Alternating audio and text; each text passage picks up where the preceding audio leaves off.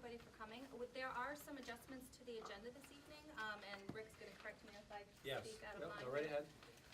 We're going to move the student recognition up to first in the agenda this evening out of respect for their time. And so given the number and the celebration, we want to get that right at the beginning. Then we will have public thank you. Discussion. Public comment, Yes. public discussion.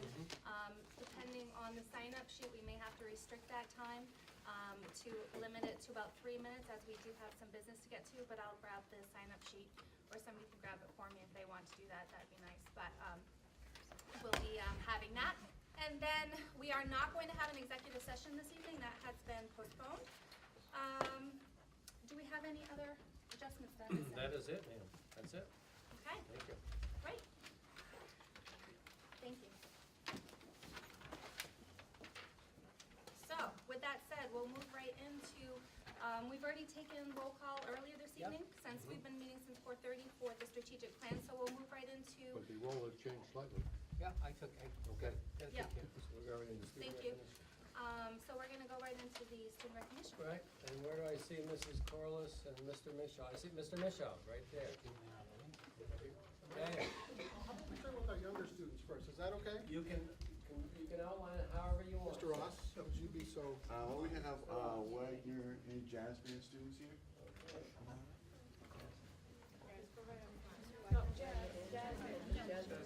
Jazz band?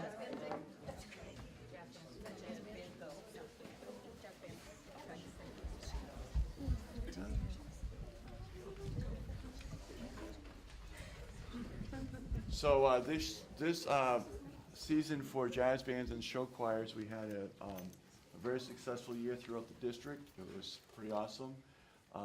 And something new, different from last year, is we are looking at being assessed to a standard. Sound familiar? Historically, the groups have been given a number based on their performance and assessment number, and we had first, second, and third place. And then there was a pretty lenient schedule for a gold, and then that was it. And we were discovering that there were a lot of groups that were doing really well but weren't recognized if they weren't one of those groups. So the assessment now is we still go to 100 points, and a gold now is 95 to 100, which is a really really tight gradient for that and people are doing really well with that. And then 90 to 94 is a silver, and then an 85 to an 89 is a bronze, and then 80 to an 84 is honorable mention. And I would say both the Wagner groups, along with the rest of the district, I'll speak specifically to Wagner, did really, really well this year. With our jazz band, 2 weeks before states, I was out for a full week with the flu. And they didn't get a chance to meet, and although I swear I didn't give anyone the flu, we had a lot of sickness in the school. 2 of our soloists were sick off and on, and that whole week before, we didn't have everyone all the way up until the day of the show. We weren't sure who was gonna do solos and all of that stuff. They did really, really well. We ended up with a silver on our I'm gonna give that to you. Silver for our group, and based on the scores that we got back, there were no golds given out in our division. We're in Division 3 in terms of size, and based on what I saw on that, we got the highest score in our division. So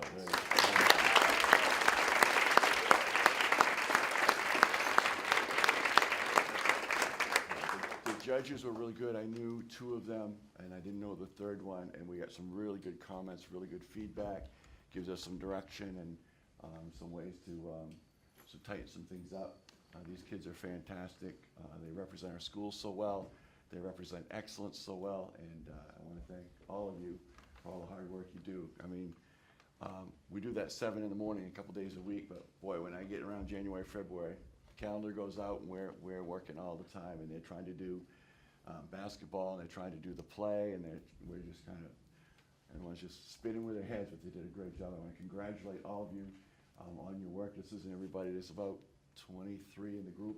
So thank you for coming tonight. I want to thank you for your great work and continue your work here and for 8th grade all the way to high school. Okay? Thank you very much.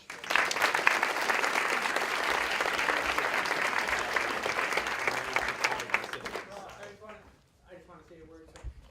Students, I want you to hear me. You guys are awesome, and you really shine. You're a bright light on our school. They work so hard. I can, year after year, Mr. Ross pulls it off, and just unbelievable. You come in the morning, they're practicing. You hear the music when you walk in the door. When you leave at night, you're practicing. You guys are awesome. Pat yourselves on the back. I'm very proud, and keep up the good work as you move forward. Thank you.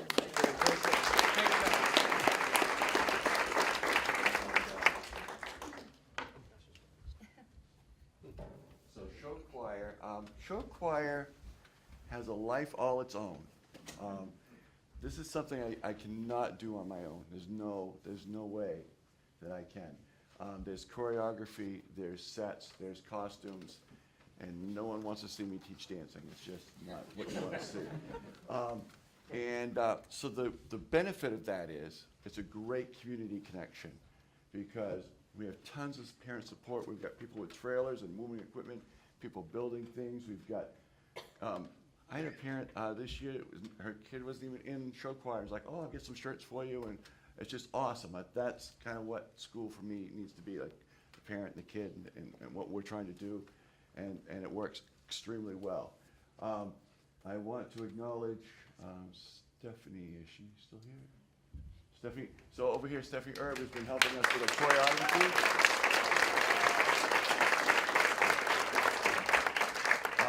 Our theme this year is Michael Jackson and Jackson 5. Yeah, so there it is. We go through a lot of shows, and so my philosophy is I could pick the show, but at middle school I think they have to pick the show. And then I say, you pick the show, this is what we're going to do. And at the beginning, you're going to love it. In the middle, when I'm working you to death, you're going to hate it. And then it starts getting good, and you love it again. So, and that's sort of the process every year. This year, in 2 of the last 3 years, we've gotten the choreography award. So we worked really hard. We got the choreography award. There's 5 awards given out. We got that award. And Annie, where are you? Annie right here got one of the Outstanding Musicianship Awards. So we got 2 out of the 5 awards, and that we're pretty excited for them.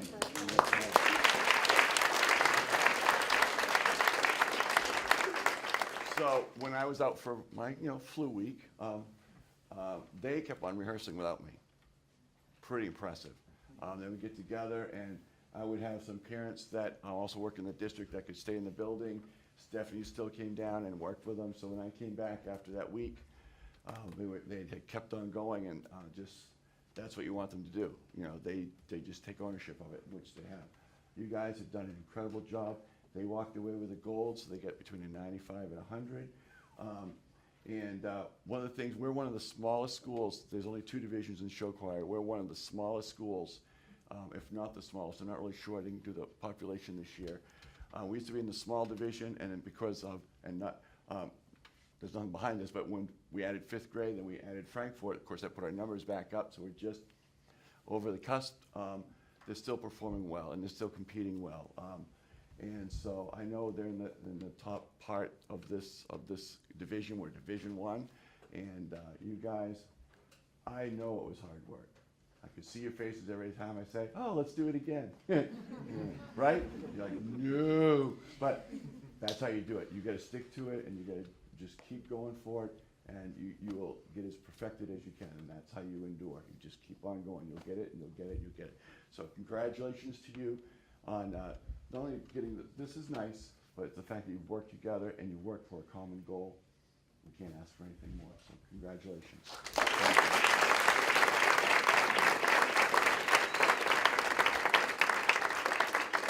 And it's my pleasure, I'm going to just do this, my pleasure to bring up Matt Madore and the show choir from Reedsbrook.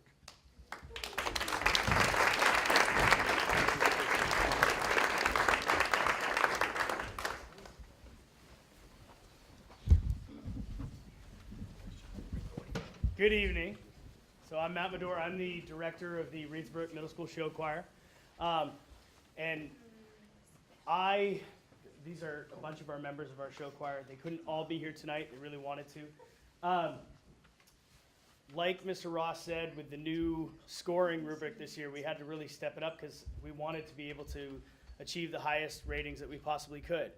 And I don't know that I've ever worked with a show choir that would come to rehearsal so respectful and ready to work and listen. They got so much out of their rehearsal times. We just absolutely rocked the show that we put together this year. They did Little Shop of Horrors, which was upbeat, it was fun, it was exciting. I couldn't do the show choir alone. I have Mrs. Corliss actually comes down on Tuesday and Thursday mornings and plays the piano so that I can teach the dancing, because I do my own choreography for the group, so I teach the dancing while she plays, and the kids are able to just put it together and follow what we add layer by layer, and then all of a sudden the show comes together. Is Brian here? Brian, he wasn't able to make it. So they give out the Outstanding Musicianship Awards, and they give out 5 of them. One of them, of course, came from Wagner, and then we also had one of them come from Reedsbrook, and it was Brian Frost, and he was able to get a soloist award. And then our group also scored in that gold rating. So you have 2 middle schools who were able to get gold. There were only 3 in the entire state, both divisions. So just so you guys realize, that's outstanding.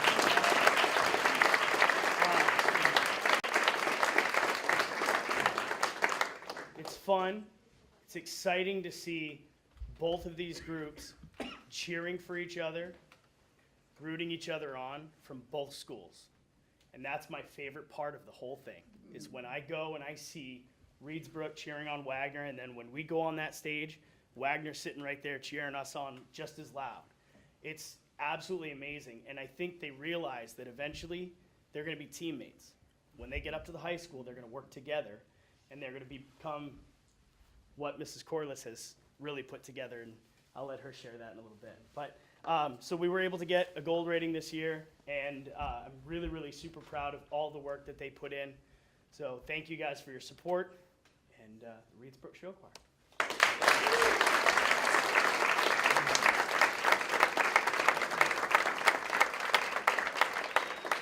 And I'm going to call up Becky Mallory and the Reedsbrook Jazz Band.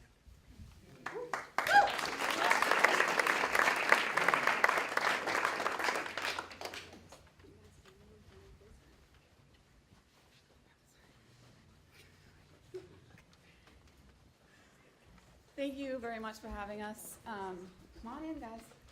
As you can see, a lot of kids didn't move because a lot of them are in both jazz band and show choir. And raise your hand if you were involved in the play. Okay, a lot of you. So all the good things happen at once. So this year we had about 60 students want to be in jazz band. And a normal sized jazz band is about 17 to 21. We haven't had a normal sized jazz band in years, but last year we had about 49 go to states, and we were busting out of every room they put us in. And the stage, we didn't fit on the stage area. They still did really well. Their score tied for first place, but the tiebreaker put us in second. We'll take it. It was gold. It was great.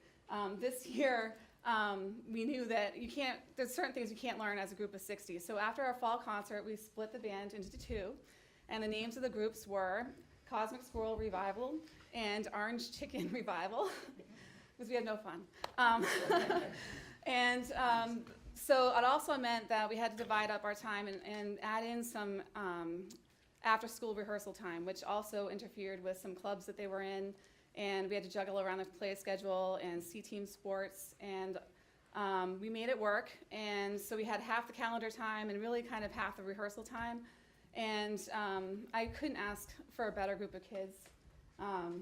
They're just, as you've heard, they're phenomenal.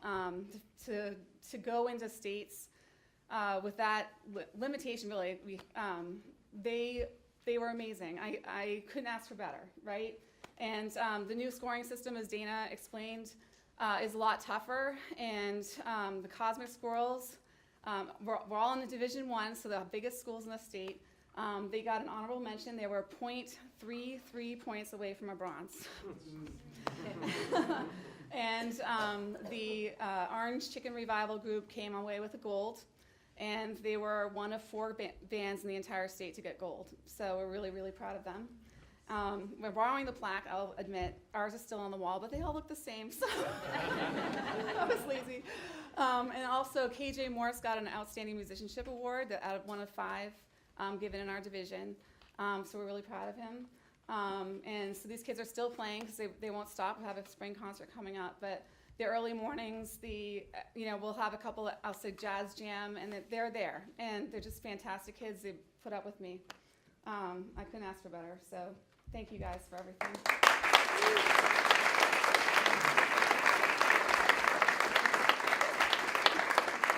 I'm going to turn it over to Heidi. Okay, thank you. Show choir, VU.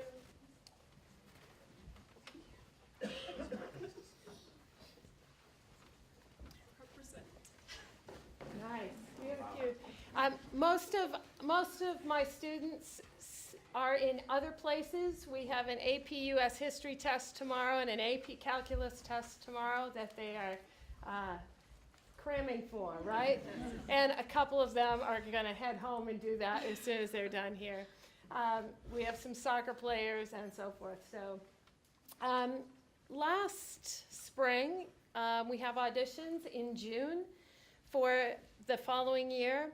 We had over 60 students try out for show choir for Voices Unlimited, and really almost all of them were absolutely fantastic.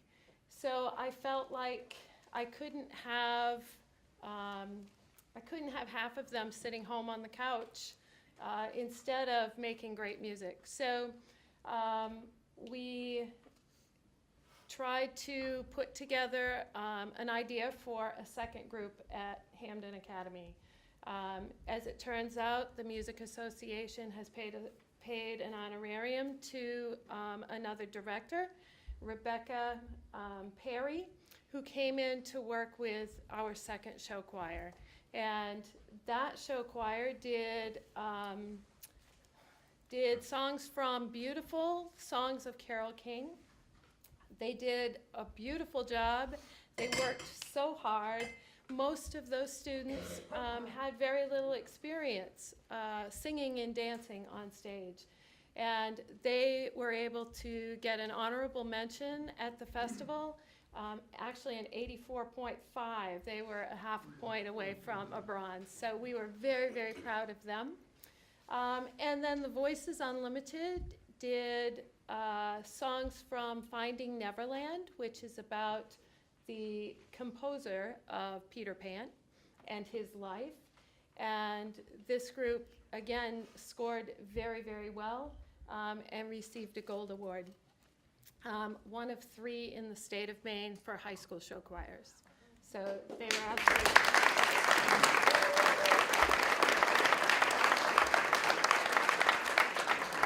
Again, in our division, there were 5 outstanding musicianship awards given.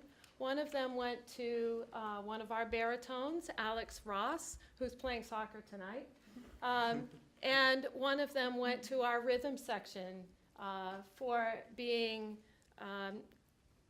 first of all, completely students, and secondly, because they mixed so well with the singers. So I was very proud of that. 2 of the 5 came with us. So.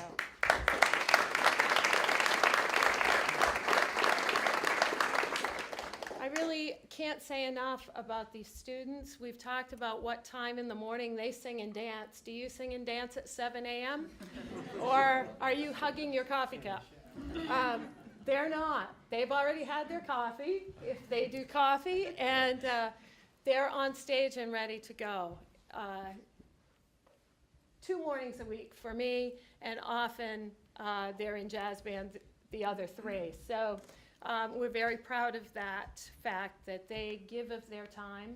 That allows them to do both music and athletics, which some of them juggle very, very successfully. I can't tell you enough about how they grow as people. That's the best part of my job, is because I see them for anywhere from 2 to 7 years.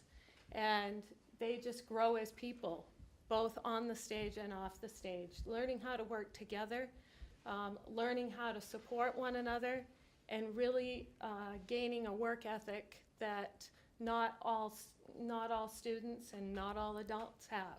So I'm very proud of them, and we'll put this down in the case. Congratulations, you guys. Love you.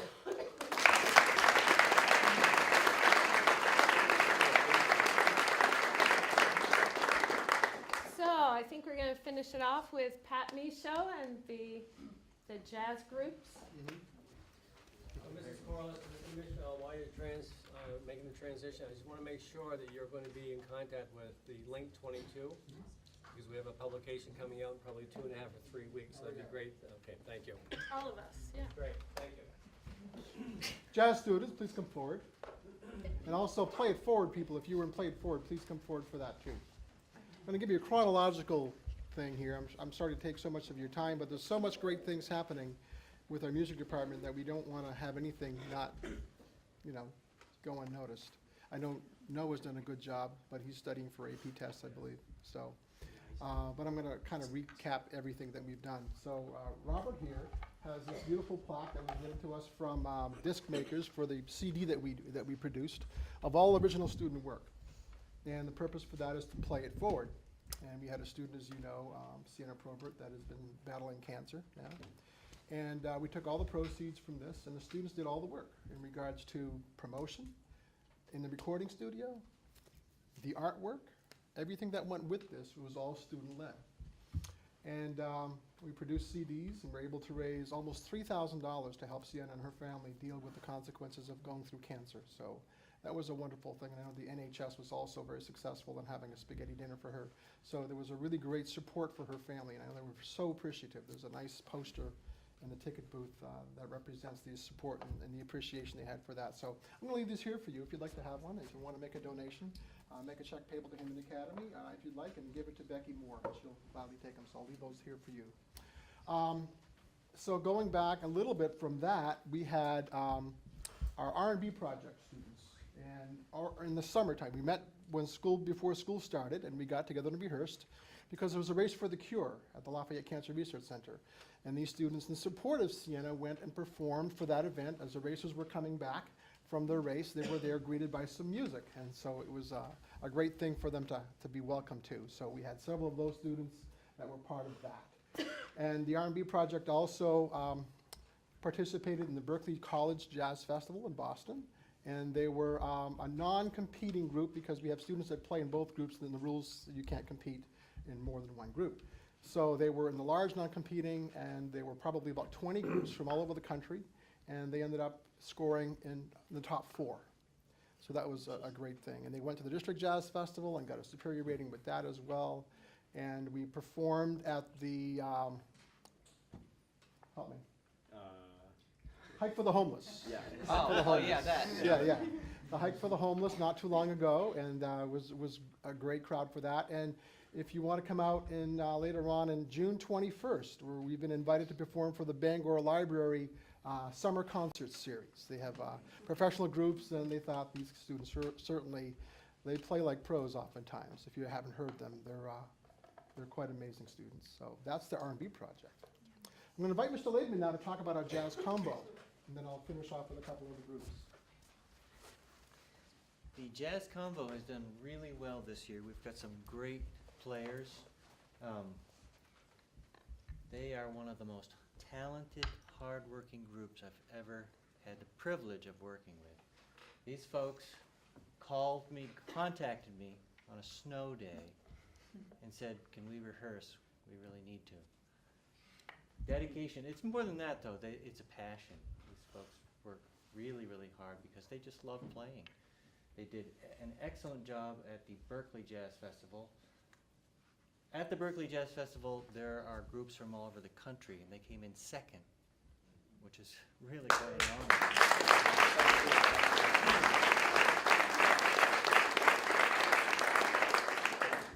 And at the State Jazz Festival, they got a gold award and we discovered when we received the scores, although there isn't first, second, and third anymore, they did get the highest score in their division.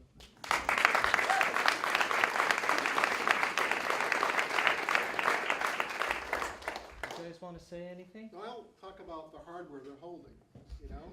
So every group that is at Berkeley, they give a Judge's Choice Award, and actually, Jaden Cluley got it for the R&D project. Yeah. She did a great rendition of I'll Be There. It's amazing.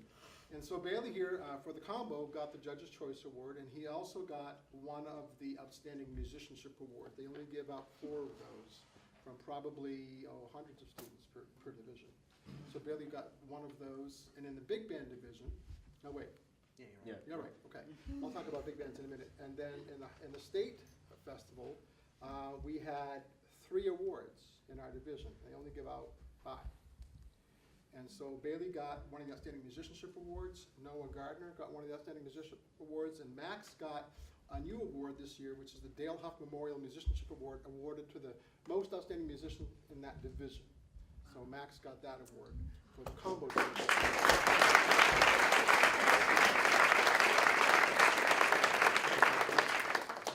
Going to move on to another group that was rather new this year, our jazz band. And that's for students who aren't in jazz ensemble. We kind of limited the jazz ensemble to about 23, 24 students. But for those that want to continue in jazz, we have another group that meets on Monday and Wednesday morning, same time as show choir. And these students are very dedicated as well. And they participated in the District Jazz Festival this year, and they got a superior rating. So even our second groups are performing at a very, very high quality.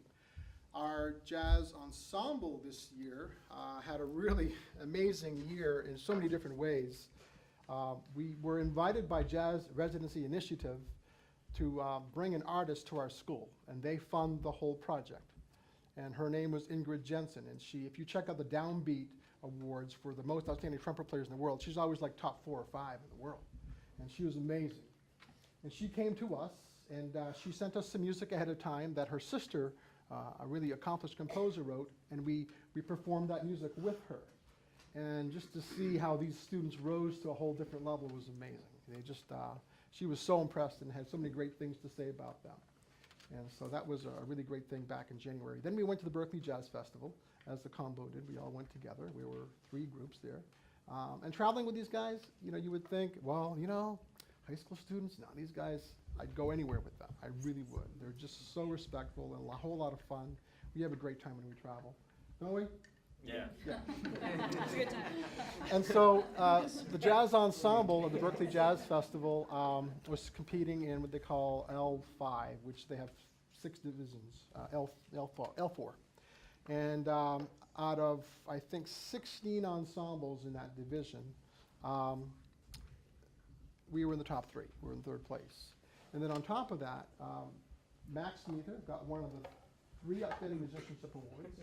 And then Bailey, they have 1 Superior Musicianship for the most outstanding musicianship in the entire division. And Bailey got that award for big bands.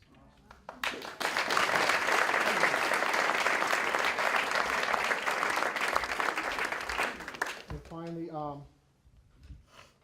for our State Jazz Festival, as you heard, we've kind of raised the standard. Yeah, there's so much stuff going on, I can't keep track of all of it.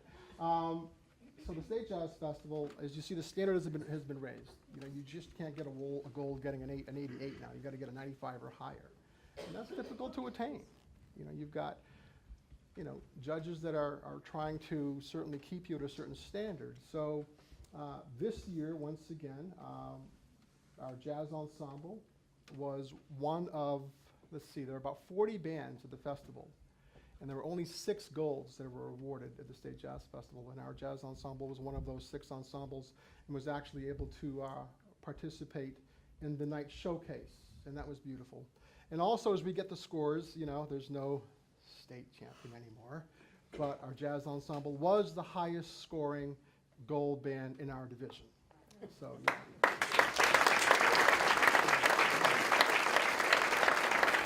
And once again, from that, they give Outstanding Musicianship Awards, and Bailey got one of those Outstanding Musicianship Awards for our division, Division 2. And Max, once again, for big band, got the same award twice for the Dale Huff Outstanding Musicianship Award for that as well. So extremely successful group of students.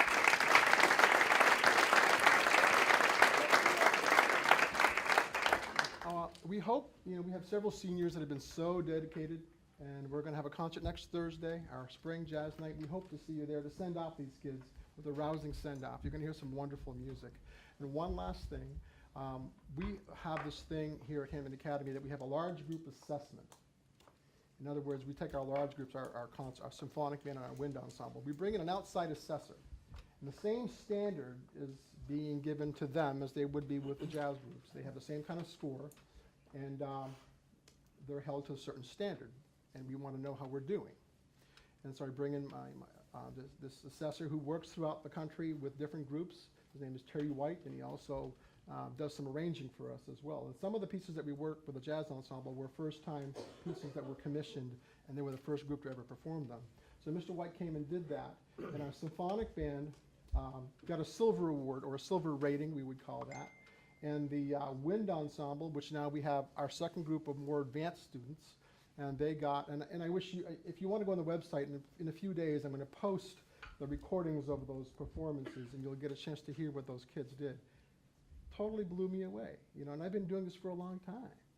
And it totally blew me away with their musicianship, just playing some very, very challenging music and playing it so beautifully.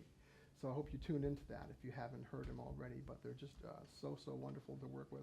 Mr. White also informed me that with schools that have multiple bands, which are only a handful in the state, our symphonic band would have been one of the higher rating groups, multiple bands. And there were only, I believe, 2 gold awards. This is a festival that happens in Scarborough. Why don't we go there? To save money. We don't go in buses, we do it right here. It saves us quite a bit of money when we do it that way. And so anyway, our wind ensemble got a gold rating for that. So we have so much amazing talent here. I know sometimes we get chastised for being the Hammond Academy School of Music because there's so much going on. And these kids are doing it all, and it just amazes me. So, the great work of Mrs. Mallory and Mr. Ross for what they do at the middle school certainly comes together here. So thank you for your support. Have a good night.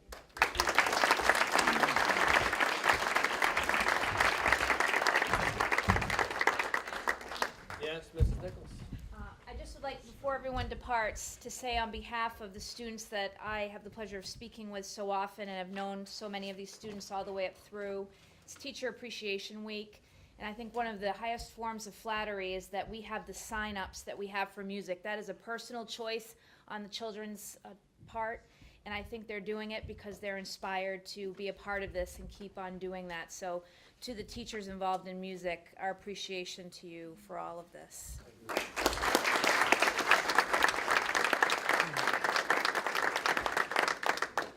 That's wonderful testimony and powerful testimony. We'll look forward to their pictures in the upcoming link later this month. Scott? Quick question, and maybe for Rob, do we have a line item in the budget for new award cases? Because it kind of seems like we're going to be needing, like that's a pile of awards. That's a ridiculous number of awards that just got awarded to this school. That is fantastic. It's unbelievable. Yeah, it's unbelievable. Good question. Pretty remarkable. Yes, it is.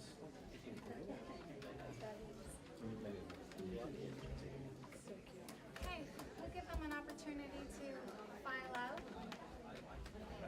Slowly, apparently. Right.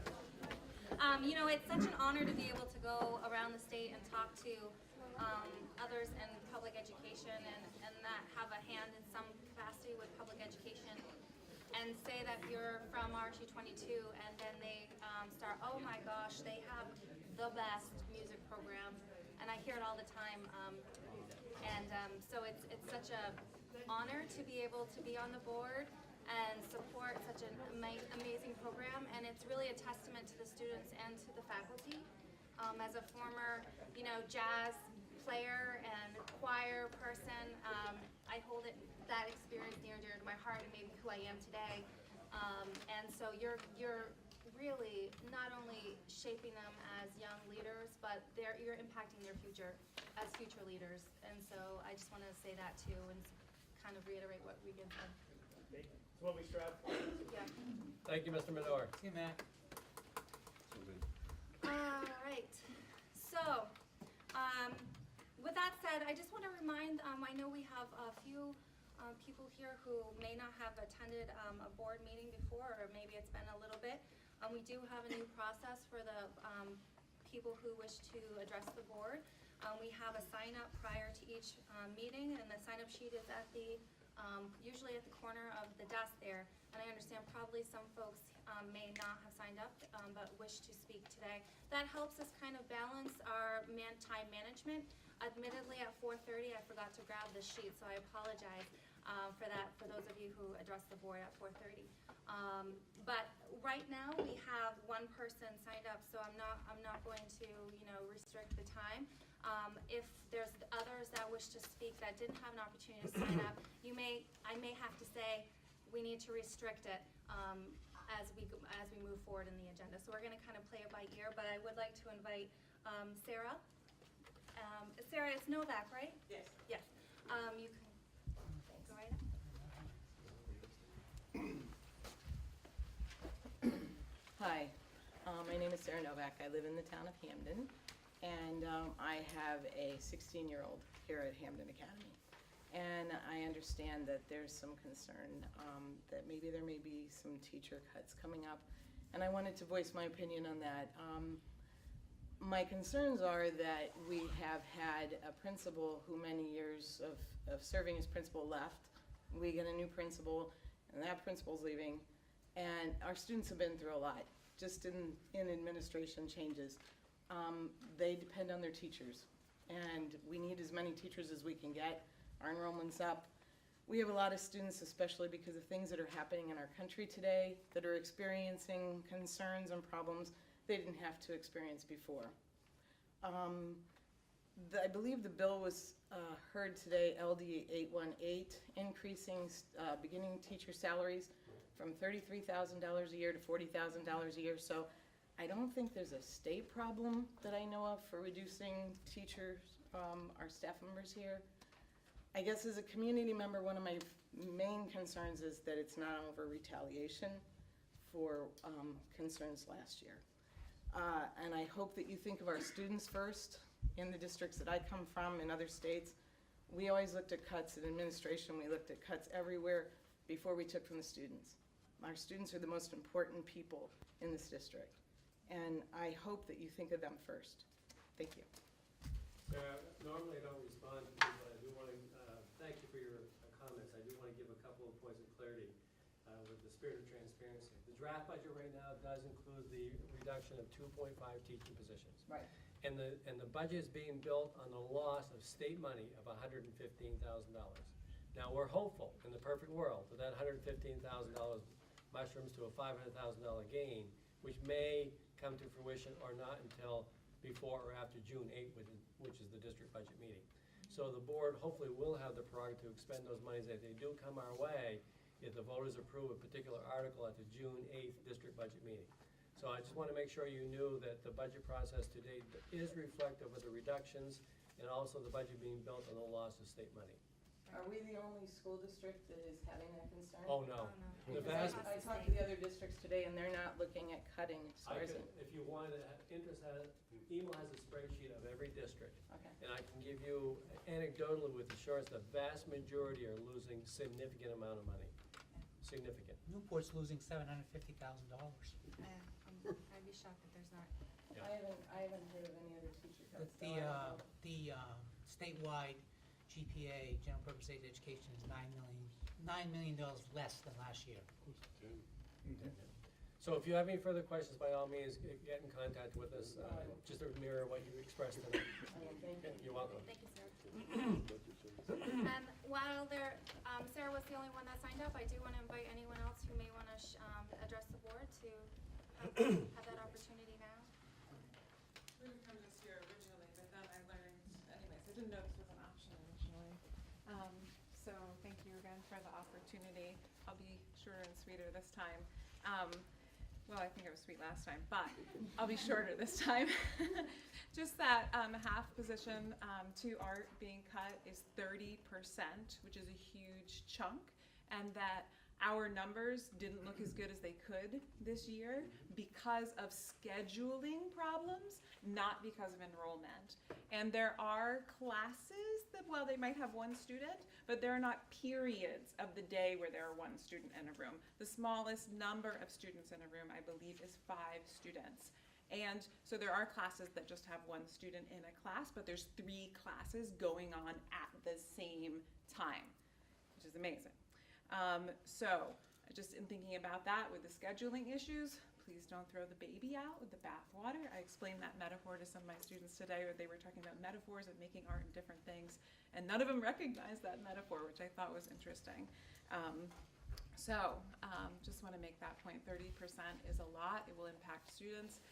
With maximum staffing, there will still be, like the current staffing, there will still be a huge chunk of students, 90 students who do not get art.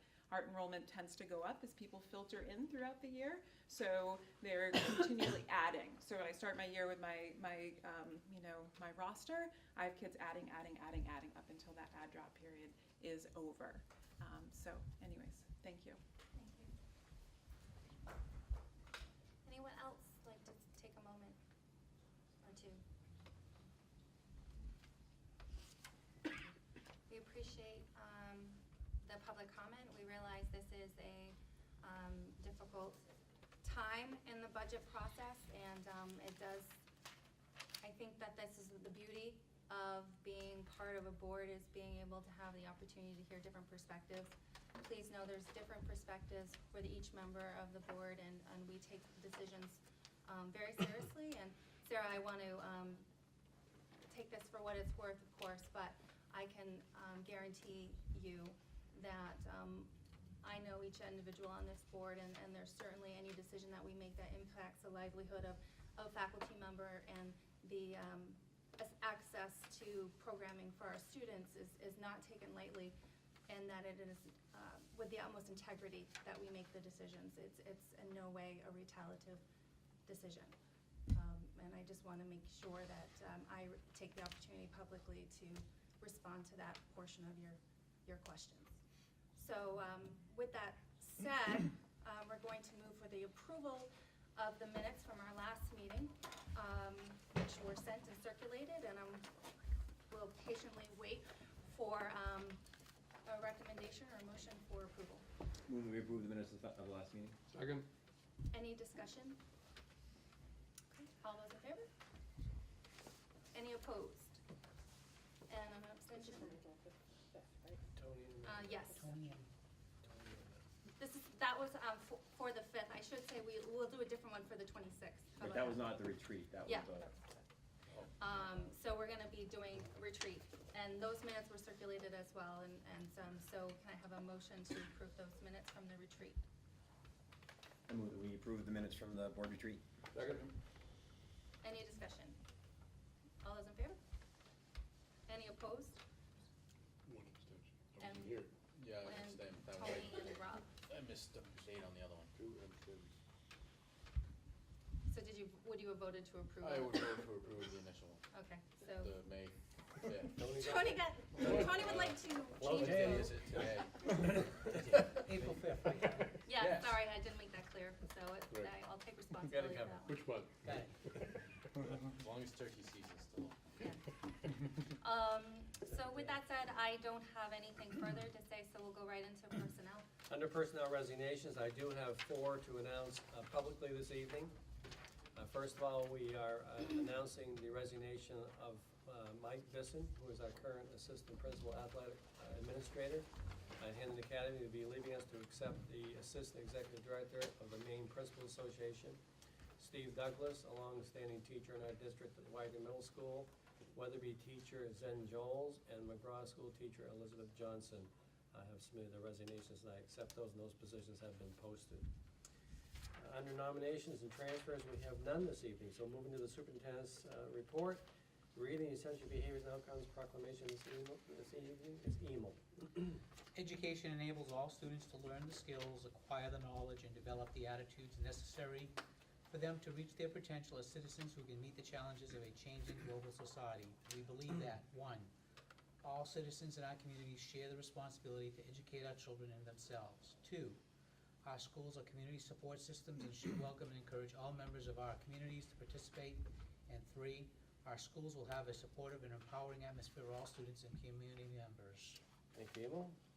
We have already done student recognition, so now we go to Dr. Glenn Cross. Would you introduce our speaker that wants to talk to us and give us an update on Destination Imagination? Yeah.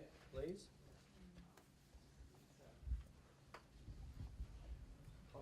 Okay, I'd like to introduce Cassie. It's over Cassie. They're working very hard doing fundraising right now, and so I want to introduce Cassie. She can tell you more of the details here. And Welcome, Cassie. Good evening.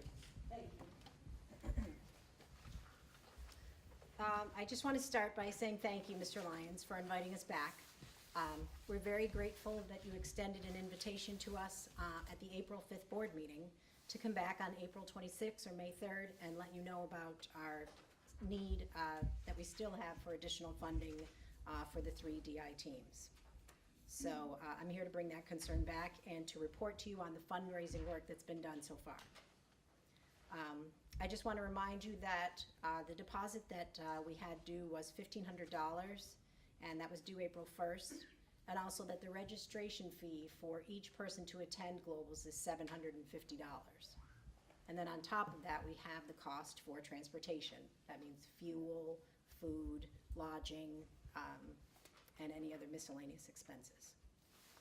I've compiled a list of all the fundraisers that all 3 teams have done so far or they have yet to do, and I want to read you that list.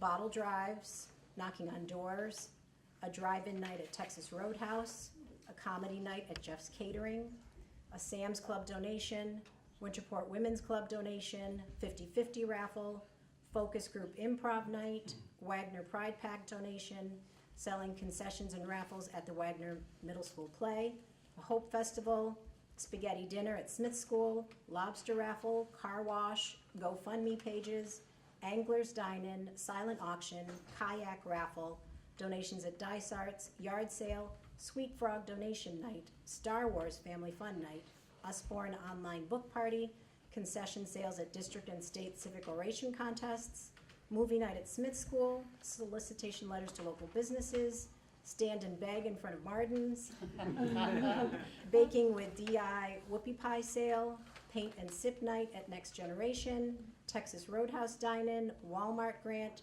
Throwback Thursday at the Bacon Tree, Miguel's Dine-In, spa package raffle, Hamden Baby Fair bake sale, Winterport Women's Club plant sale, Crooked Steeple raffle, Sonny's Golf Scramble, Bacon Tree raffle, online auction, Donors Choose campaign, business sponsorships, Home Depot fire pit raffle, begging people at church, and writing letters to rich relatives.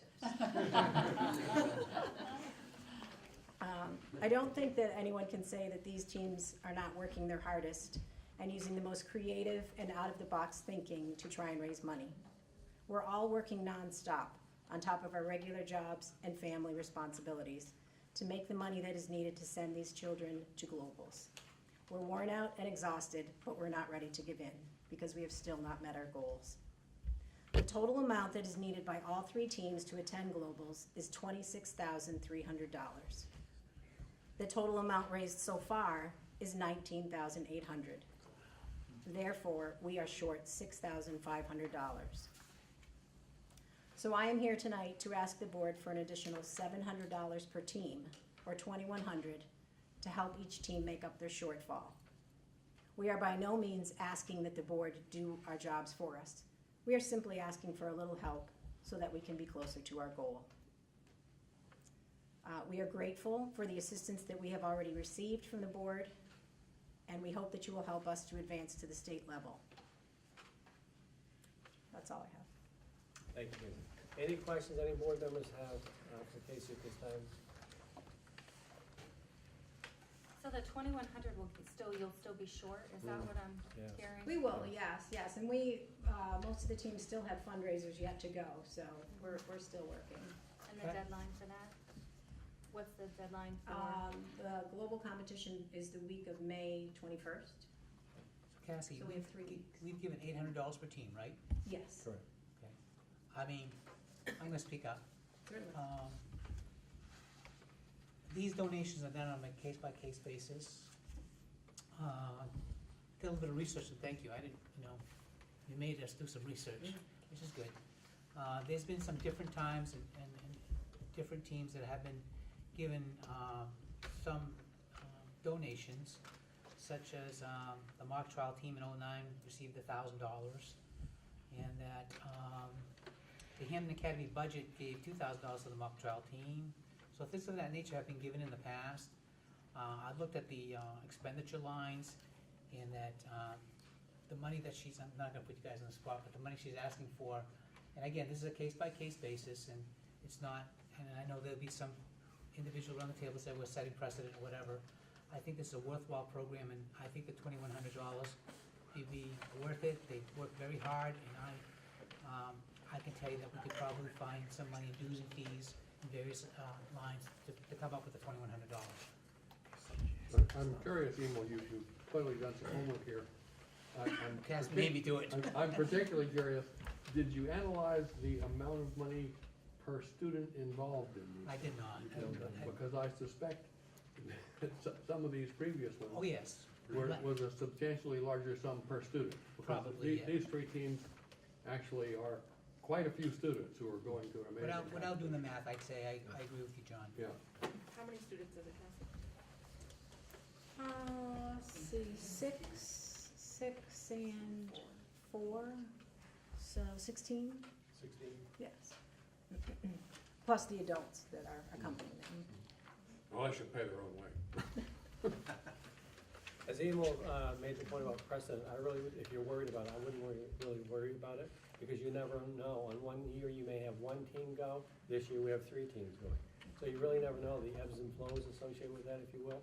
But my position would be to strongly recommend to the board that we support Cassie's $2,100 request. We take actually from the board of directors line, if you will. Yeah. And we budget what we guesstimate we think we're going to, and we may take a 3-year average. And one year, we may not have a large number of teams, which is bad news for our children. But on the given year like we have this year, it's great news. I think we should rise to the occasion to support another $2,100, and hopefully the fundraisers can make the ends meet and be where you need to be in 2.5 weeks. I have one further thing to point Yes, out, and yes, that sir. is, if I could remember my train of thought, I'm getting older. It's less than 3 weeks away. Yes. Yes. And I think that these guys have done an amazing job of fundraising. We Yeah. actually made a change in policy last year, so that rather than only getting Yes. to raise money once they're accepted to That's correct. a distant competition, Yes. they can raise money all year. Yes, that's correct. I'm concerned, I think that they'll probably do a marvelous job of raising money, but let's just look at a hypothetical.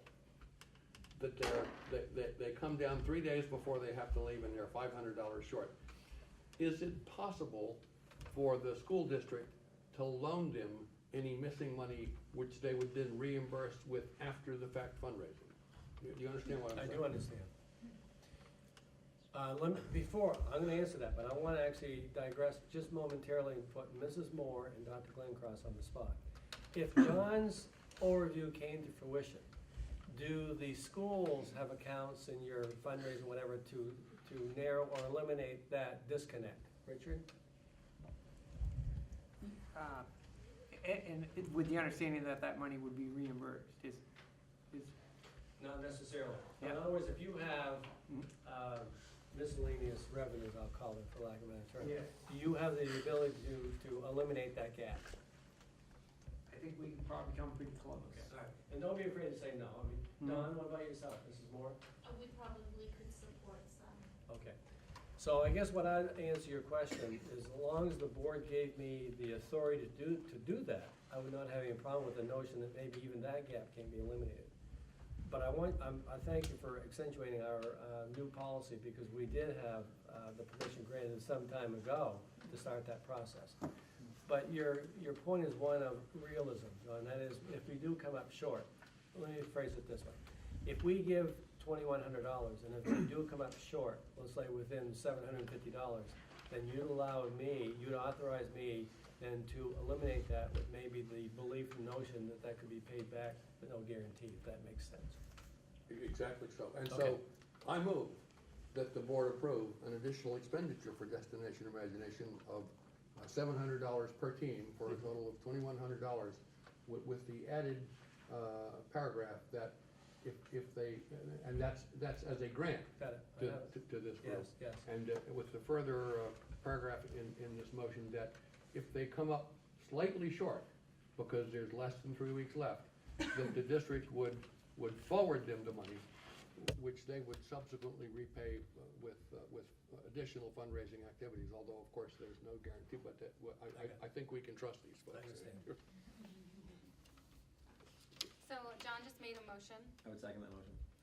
Are there any questions or further discussion around this topic? Just a little further discussion. Yes, I Rob. just want to make the point that, you know, as a resident of Winterport, you can't go around Winterport over the last several weeks without tripping over a DI fundraiser somewhere at some point in time.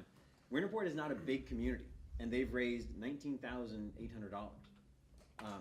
We have also been, you know, we've had different pancake fundraisers and for different people in town who have had tragedies and so on and so forth. This is an astonishing amount of money that they've raised, and I think that they deserve a lot of credit for the amount of work they've put in. And I'm embarrassed because the Throwback Thursday event is my wife and I playing at the Bacon Tree, and I don't have a poster ready to hand out to you guys today, so that's on me for that. But I expect all of you Well, you can tell them what you're gonna do. on May 18th to come to the Bacon Tree, where Leslie and David Wilson are donating 10% of the profits for the evening.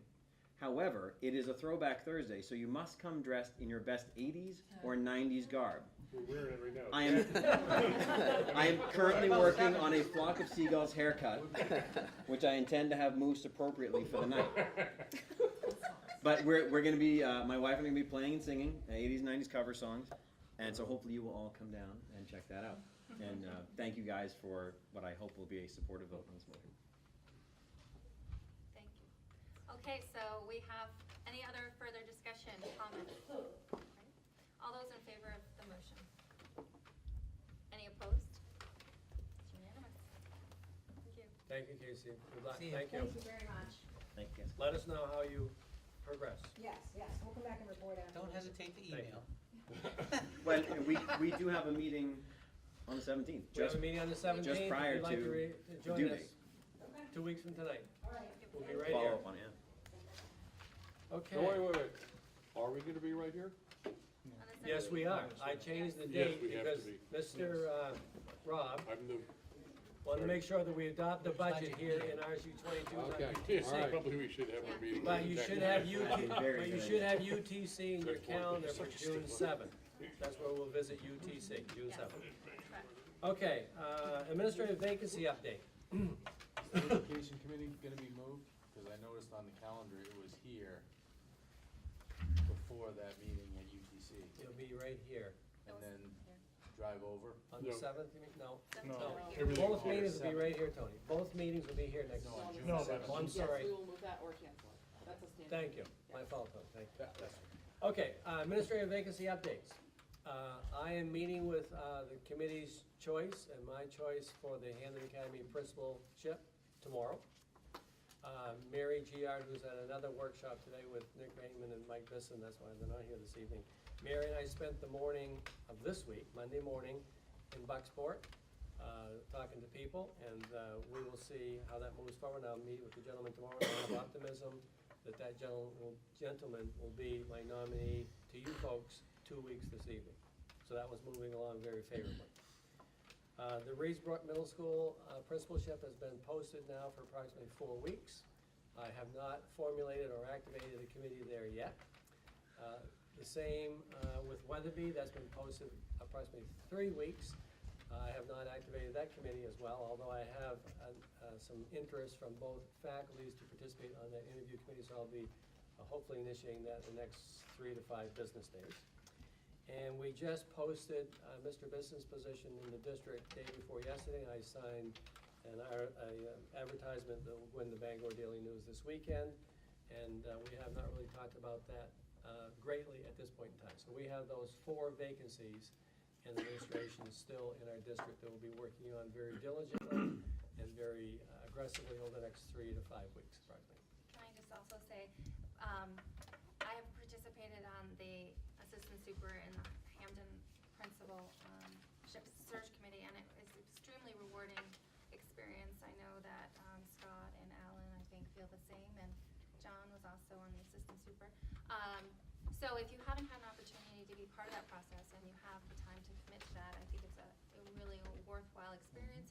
It's a really energizing experience, I found, and also you really feel like you're getting a sense of the direction of the district and have a hand in that. So encourage you, if you're interested, to let Rick know. Please let me know. Thank you for bringing it up. And again, Weatherby, Reedsbrook, and the other two that I noted as well. John, yes? So you mentioned that Reed Brook has been posted for 3 weeks and Weatherby has been posted for 2. Can you give us a hint as to the number of applications received? I can give you an exact figure. Okay, good. As of this morning. As of this morning in my office, we have, after approximately 4 weeks of posting for Reedsbrook, we have 4 applicants. This morning around 9 o'clock, I looked at the Weatherby portfolio and we have 10. 10. So 4 and 10 respectively. With those 2 positions, nothing as of yet, obviously, with our assistant principal, athletic administrator here at Hammond Academy. Yep, thank you. Thank you. I want to accentuate Karen's point, not that she didn't do a nice job, but if you're not involved in hiring, you can see the, how do I want to word this, the importance of this. Because believe it or not, some people think that Lyon sits in his office and just thinks up who he's going to nominate the youth folks. I actually have still today a number of people that are fascinated that we go through this extensive process and the time committed when they think that I really do this on a weekend, something of that nature. So that's kind of a little bit of a joke to it, but I think as I look at the people that have put a lot of hours in the assistant superintendent position, into the position of the high school principal, that's a lot of work. That is a lot of work. And I don't want to give you a warning that it can be strenuous, because I love the debate. Because remember, I equate it to this metaphor of a funnel, and people hate my example, but I like it. The funnel's way up here when you start, but it starts getting tighter and tighter and tighter. When you start at 10, and somewhere you've got to get down to 1. And when you get down to 1 or 2 or 3, and I'm looking at Scott and other people and Alan, we can have a good constructive debate to try to narrow that down at the end process to come up with 1 or 2 people that we're going to endorse. And I say to people, not to scare them, but we're talking a person's livelihood. We're talking a person's profession. And the importance of this, the importance of any person in this district, faculty and staff and administration, that is one of the major responsibilities of my position is to hire the right people, retain the right people, and support the right people. So that's just the Rick Lyon overview. But please, if you're interested, please let me know. Well, I will say that I haven't been on any of these committees for RSU 22, but I did spend 4 months on the selection committee for the new administrator for UTC. Yes. And that was a fascinating process. Yes. Very interesting. Yep, thank you. Okay, enough for me. So Bethany, Brittany, that's close. Brittany. He's tired. Brittany, please, our school health coordinator. Thank you, Brittany, is going to give us an overview. Thank you, Brandy. Thank you. Okay. That was That's close, fine. Brittany. No. All right. My mother should have named me Bethany. So I'm going to hand these out. I did not do a PowerPoint, and I have these in my office, so I thought I'd share. These are a little bit about our garden.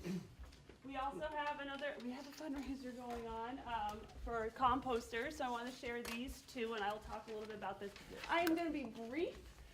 We've been here a while. I am tired, maybe a little punchy, and my children are at home, and I'd like to see them. So I'm going to quickly kind of go through just a little overview of the Health and Wellness Department. What do you think? So I split this into 3 sections. One is the good, the highlights of the year. The next are the challenges that wellness has been facing a little bit, and then kind of my thoughts on the future. So just a few highlights. We had our nursing staff, our school resource officer, and our health teacher recently recertified to instruct in CPR, so we can instruct at the highest level, which is the BLS level. And now we can help and assist with our sophomores who are all Heart Saver certified. during their sophomore year and then go out into the community. I've done quite a few community classes. So we did recently do that, and then in the fall we will be certifying a number of staff members in Heart Saver. This year I have taught a variety of cooking classes down at Smith and McGraw. I have our mobile kitchen, which I wheel into the classroom, and we did honey, pumpkins, apples. We made some stone soup. That was supported by our pie and the PTO at McGraw, so that has been wonderful to share that with the kids, and that continues to be a very successful program. That mobile kitchen, I took down to the Maine Farm to School / institution conference, and I did a workshop session with a number of people from around the state and kind of showcased the great things that we do in the state. So that was fun to put back in the back of the pickup truck. My poor husband was wondering why he gets Maine Ag emails now, is because he helped me take that down. We had second grade go into our orchard this year, and they helped clean up the orchard and harvest the apples that we then put into our lunch program at McGraw and Weatherby. I began some work with the Maine Food Strategy Network, and we're looking at, on a statewide level, to improve access to healthy, nutritious foods for everybody. So I began some work representing the school district. Ben Sprague from Bangor was there at this, and we kind of had a good conversation about what we can do to support our kids and to make sure they have healthy foods that they need. We hired a fabulous nutrition director this year.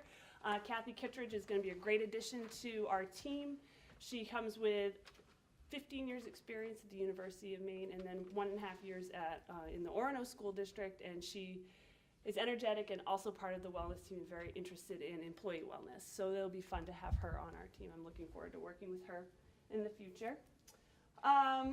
We have our successful backpack nutrition program. This is a program that we piloted last year, and it's based off the Good Shepherd program. We don't qualify for Good Shepherd's backpack program, so we did it ourselves with the support of the Hampden Food Cupboard, with the support of the National Honor Society here, and donations, and we are able to send home 70 backpacks with students across the district in the elementary level. Wagner, Reedsbrook, and the high school have built and sustained pantries that the kids can go in and bring home foods, toiletries, clothing. I see they're doing prom dresses here at the high school. So that's a great example that every school in the district has access to foods for kids who may not be able to get those on the weekends. So over the summer, the Hampden Food Cupboard, we're building boxes that we will send home once a month, June, July, and August, that will have the essentials that'll last a month for a family. So we'll have those donated. We're really excited to be able to do that. And that's for our 70 families in the backpack nutrition program. We administered the Maine Integrated Youth Health Survey in February.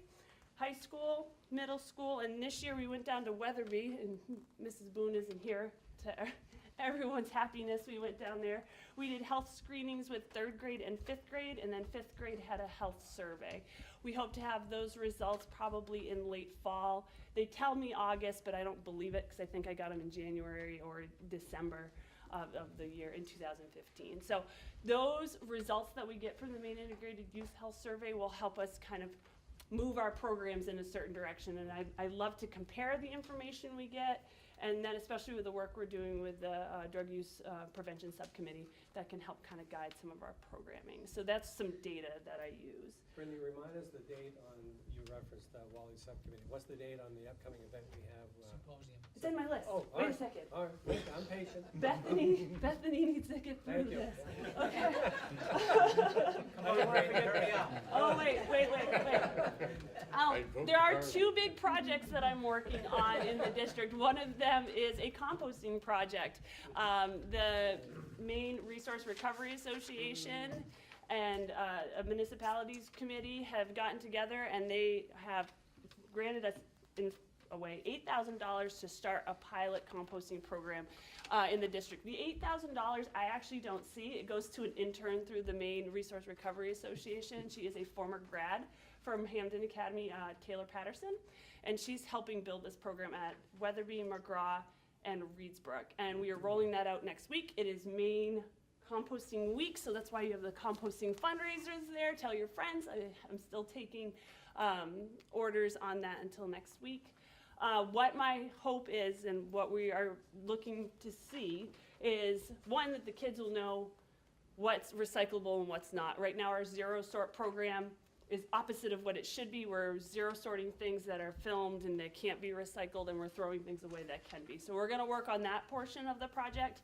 The other portion is the compostables, the food waste. We're gonna pull those out of the waste stream, and looking in the future, we'll be able to save money with our disposal costs because we'll be pulling that weight out from our waste.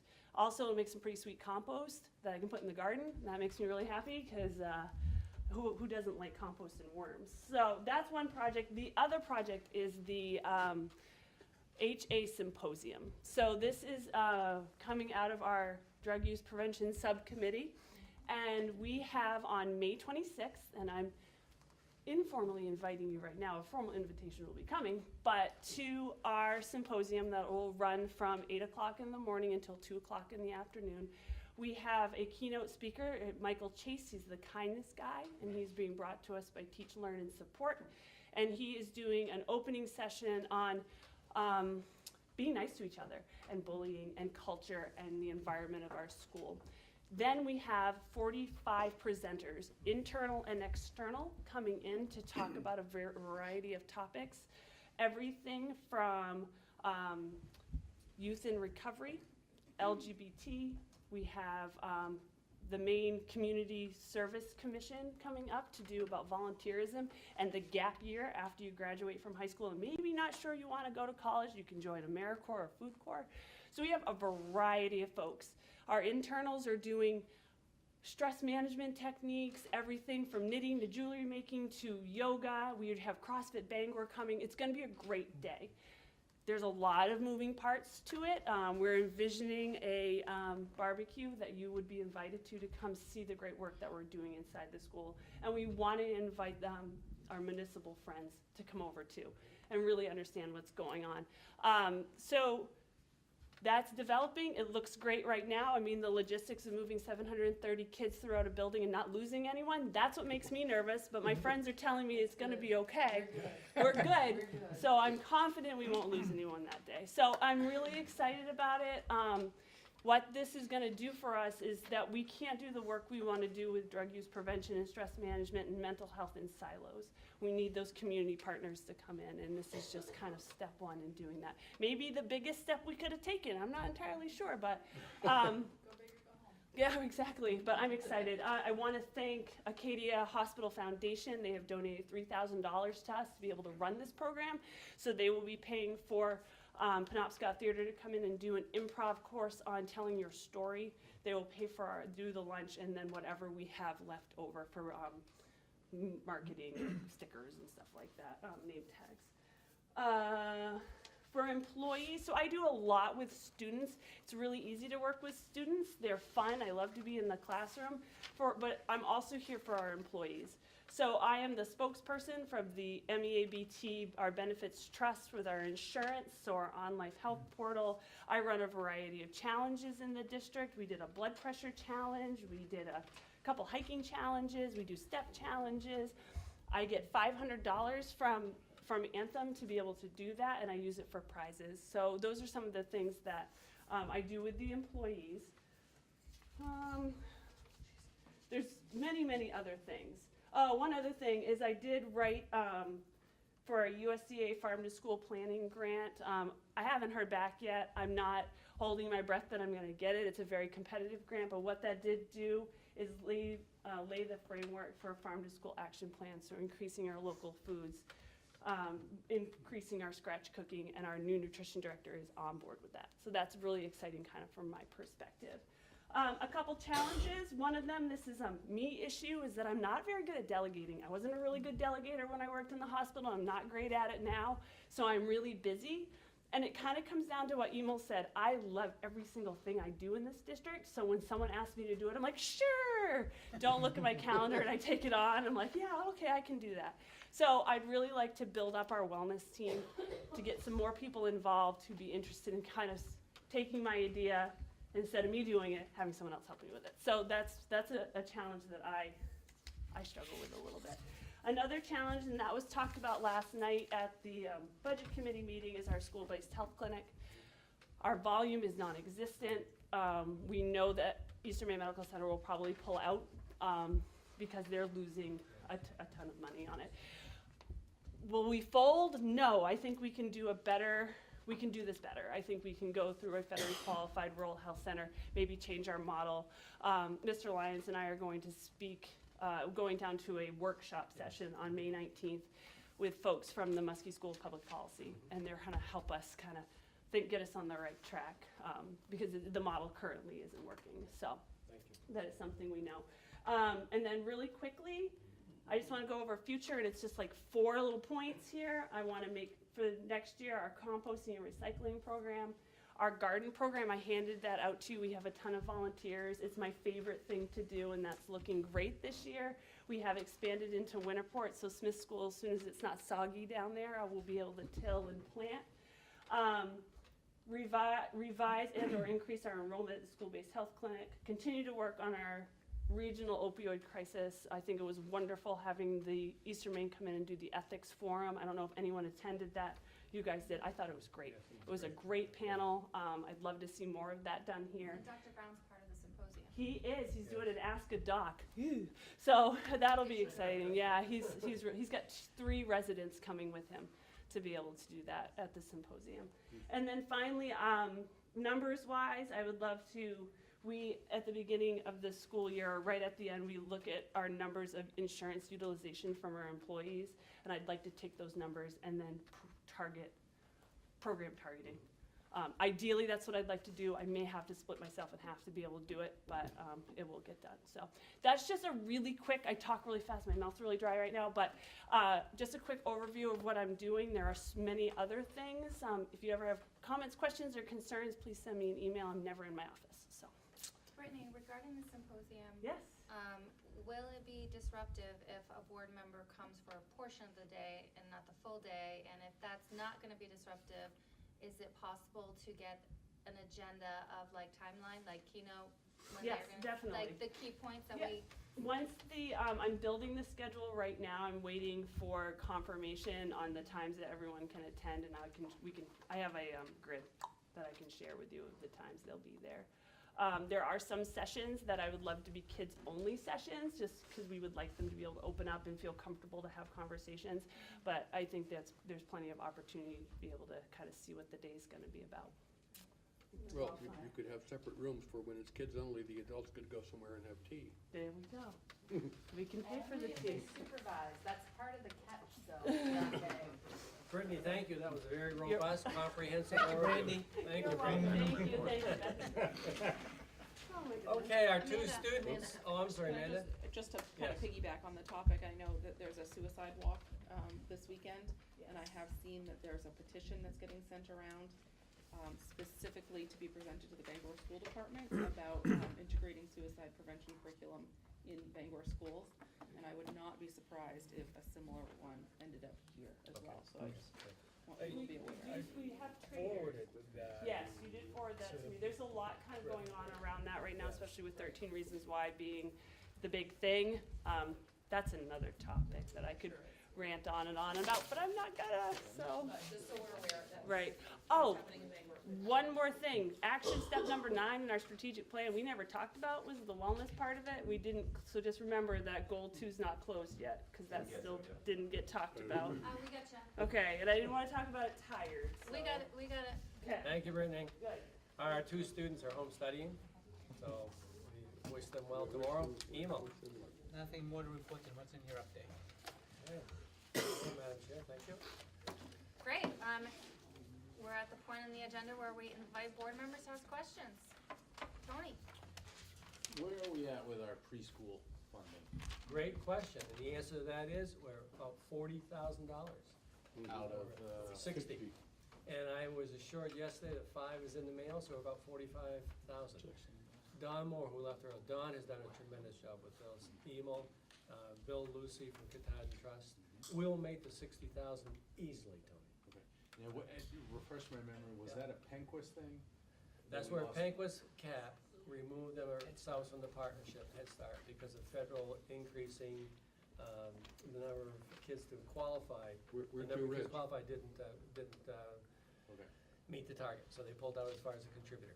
So that 60,000 we'll put in the revenue this year. Then next year, budget committee, remember, we need to be talking about the 60,000 coming in as a permanent part of our budget. Okay, so we're very, very excited that we're gonna meet that target. So we're still accepting Yes, sir. donations from the Yes. community? Okay. Matter of fact, I'm glad you asked that question, not for the financial point, but we also have a waiting list. And let me give you, I'm jumping ahead, but it's relevant. What's today? Thursday, Wednesday. When, Monday night, the VZ School Committee appointed Matt Sears as the superintendent of VZ on July 1. But my point of sharing that is VZ has a 8-student waiting list for the public pre-K program in VZ. So public pre-K, I'd like to have RSU 22 take a little bit of credit for that, because that now is expanding out beyond the RSU 22 boundaries to other schools that said, wow, RSU 22 has a good idea, why don't we model that? In a small town of VZ, when you're looking at about 25 children that participate in public pre-K, it's wonderful news. So we're going to meet that target, Tony, and it's going to be very effective. Excuse me. Did the resignations that we had for teachers, did those teachers fill out exit interviews, and what was the result of that? I do that at the end of the year, Scott. Probably it's from June 1 to June 20. They fill it out, and I also invite them to meet with me personally. I will tell you, the majority fill it out, though. So I have a rubric, and if you remember last year, I came back and reported to you the X number and what the basic outcomes were, what the standards were, what the commonalities were, what the disconnects were. So I'll do that sometime, probably July or August with you, probably July. And another question, separate question, is can anyone explain to me, Diana Cullen, the art teacher that was speaking earlier, spoke about a scheduling process that didn't Yes. happen. I will start, and I'm gonna ask Lee to join in. Okay. What I was going to make a comment there, and Lee's either gonna correct me or affirm me. So what happens is, the guidance people basically oversee, along with Lee and Becky Moore, our administrative assistant, the master schedule, that's the term here, the master schedule. So Scott Cuddy puts in the request, and these people help you administer that. If you take a look at guidance, now, if you allow me to use approximate numbers, last semester we had 85 children sign up for these art classes, 85. We're only able to get in a total of about 12, because they were locked out for various reasons. Maybe Scott Cuddy needed to take Latin 3, but art was off at the same time, so I had to make a choice. Or Scott Cuddy has a full caseload anyway. So all those moving parts are part and parcel of the master schedule. So yes, as she acknowledged today, we ended with low numbers. We had high requests. So my question or slight challenge to the administration at Hampton Academy, how can we minimize the 85, in reality becoming 35 who are action classes? So Lee, if you would add to that, please. Sure. And it's something that we do a lot of, so if something doesn't connect, just please ask questions, because I don't want to take for granted that it's familiar to everybody. But last night I shared with people, typically when a master schedule is drafted, we would expect anywhere from, I would say, low to mid 70s to low 80s accuracy. Those requests are fulfilled because fortunately, unfortunately, we have really involved kids that attend Hampton Academy, which is a beautiful thing. But unfortunately, really involved kids means really packed schedules for kids, and sometimes having to choose what they want to be involved in. Let me give you an example. You saw tonight all of the kids that are involved in music. Most of those kids have at least one class in their day or every 2 days, because our schedule is 8 periods, 4 per day. So we have 8 periods. Most of those kids will have at least one music class, some 2, few 3, okay?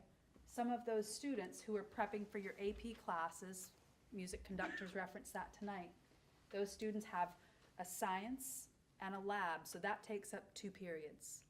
Many of those kids also double up in math, so 2 math classes. So you've got 2 science classes, 2 math classes, study hall, music. They've also got an English course that they have to take. Do you see where their options get less and less of what they have the ability to continue to take?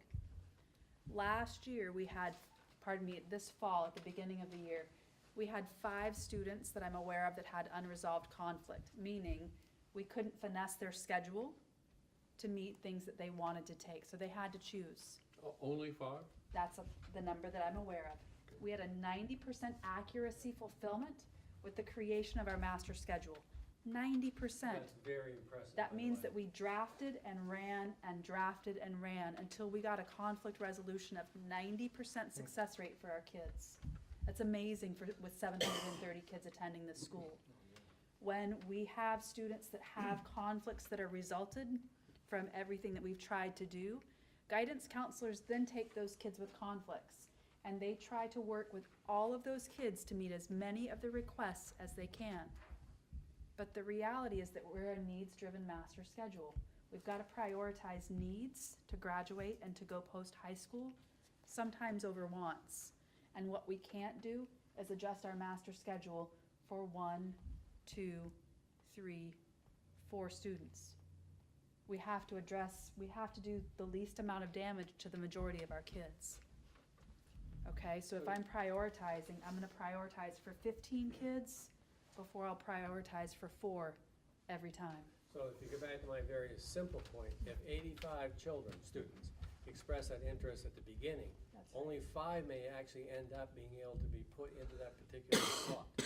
And that's the very significant disconnect. And we've been having these conversations. It's important for me to articulate this to you guys.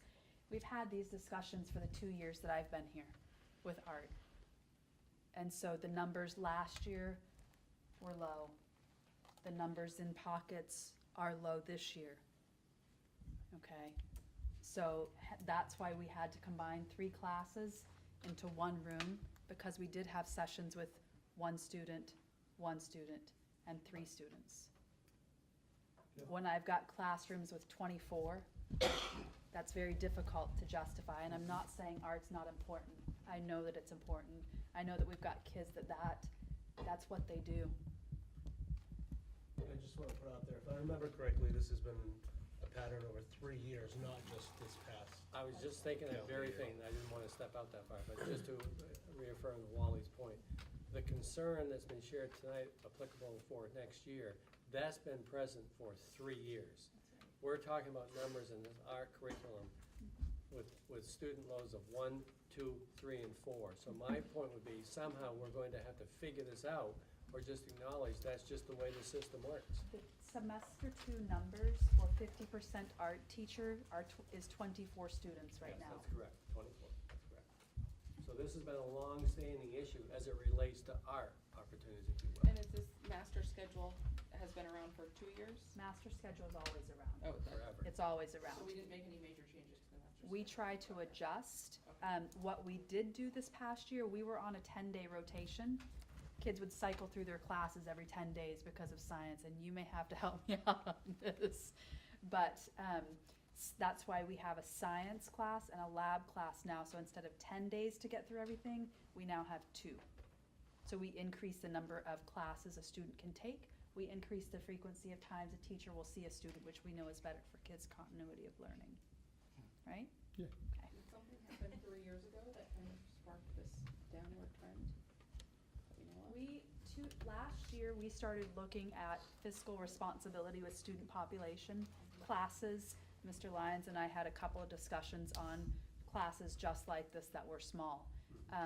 Because it's my leadership philosophy that when we've got classes that are high and tight, as I like to reference, you've got classes that are over 20, you've got elementary schools that are at 24 in our 1st and 2nd grade.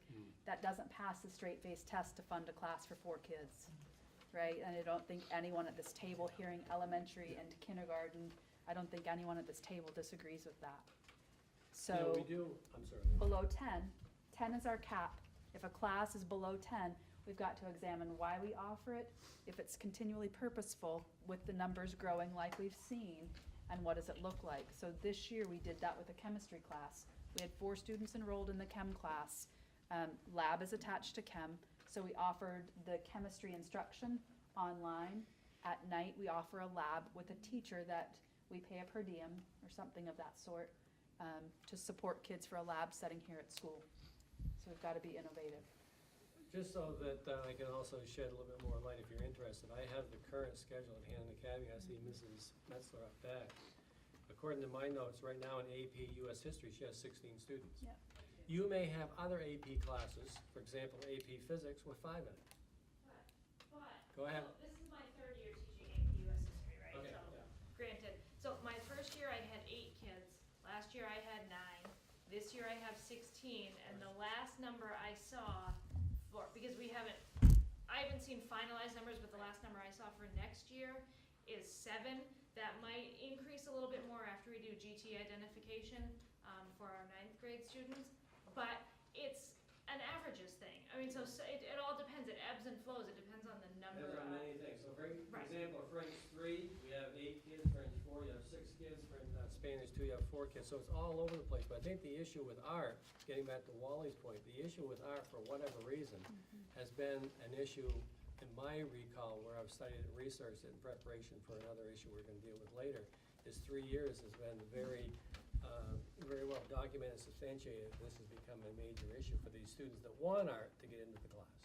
Didn't we, when we were talking about our strategic planning earlier this evening, it's a different topic, but we were talking about growth in participation, Yes. which is our goal. One of our strategic plans is to increase student engagement in co-curricular activities, and we were talking about baselines, or actually it was community learning, increased community learning opportunities, and needing a baseline and wanting to do a 3-year average, right? Yes. Because we know if we just take a single point in time, it really doesn't tell the full story, and I think Michelle's experience is a good example That's of that. exactly right. And so I think, I know that those on the finance committee, they looked at the trend when we had to make difficult decisions. That's right. And I think that that's the fairest way we could approach these types of analysis is to look over a course of time. That's right. Because as Michelle says, right now she has 7 next year. But we wouldn't want to take that snapshot when evaluating for next fiscal year's budget. Do you understand what I'm saying? So That's right. I don't know where I'm going with that, No, other but than. that also does not question the integrity of the curriculum, as Lee mentioned before. It's just the longitudinal analysis of it that just bears us, given your point that you said very eloquently, with the pressures of the finances from the state, then where you have to balance the fiscal resources given the student's desire. So now the challenge becomes, we still have a full-time art teacher here. Now the challenge for admin is to think creatively on how we might be able to build, because she certainly has capacity to have more students in class. So how could we maybe be creative to do that? And that's where I think the board's gonna look to admin to That's a figure great that out. point, and I also extended the thought about having teachers with multiple endorsements. So if Rick Lyons is teaching Hannon Academy and I'm a math teacher, maybe I'm also an art teacher. So where's my skill set, and how can I, I know that's a stretch. How can I extend that where I can meet the needs of children? But I mean, that may be far-fetched to some of us, but many of you around the table may have that talent.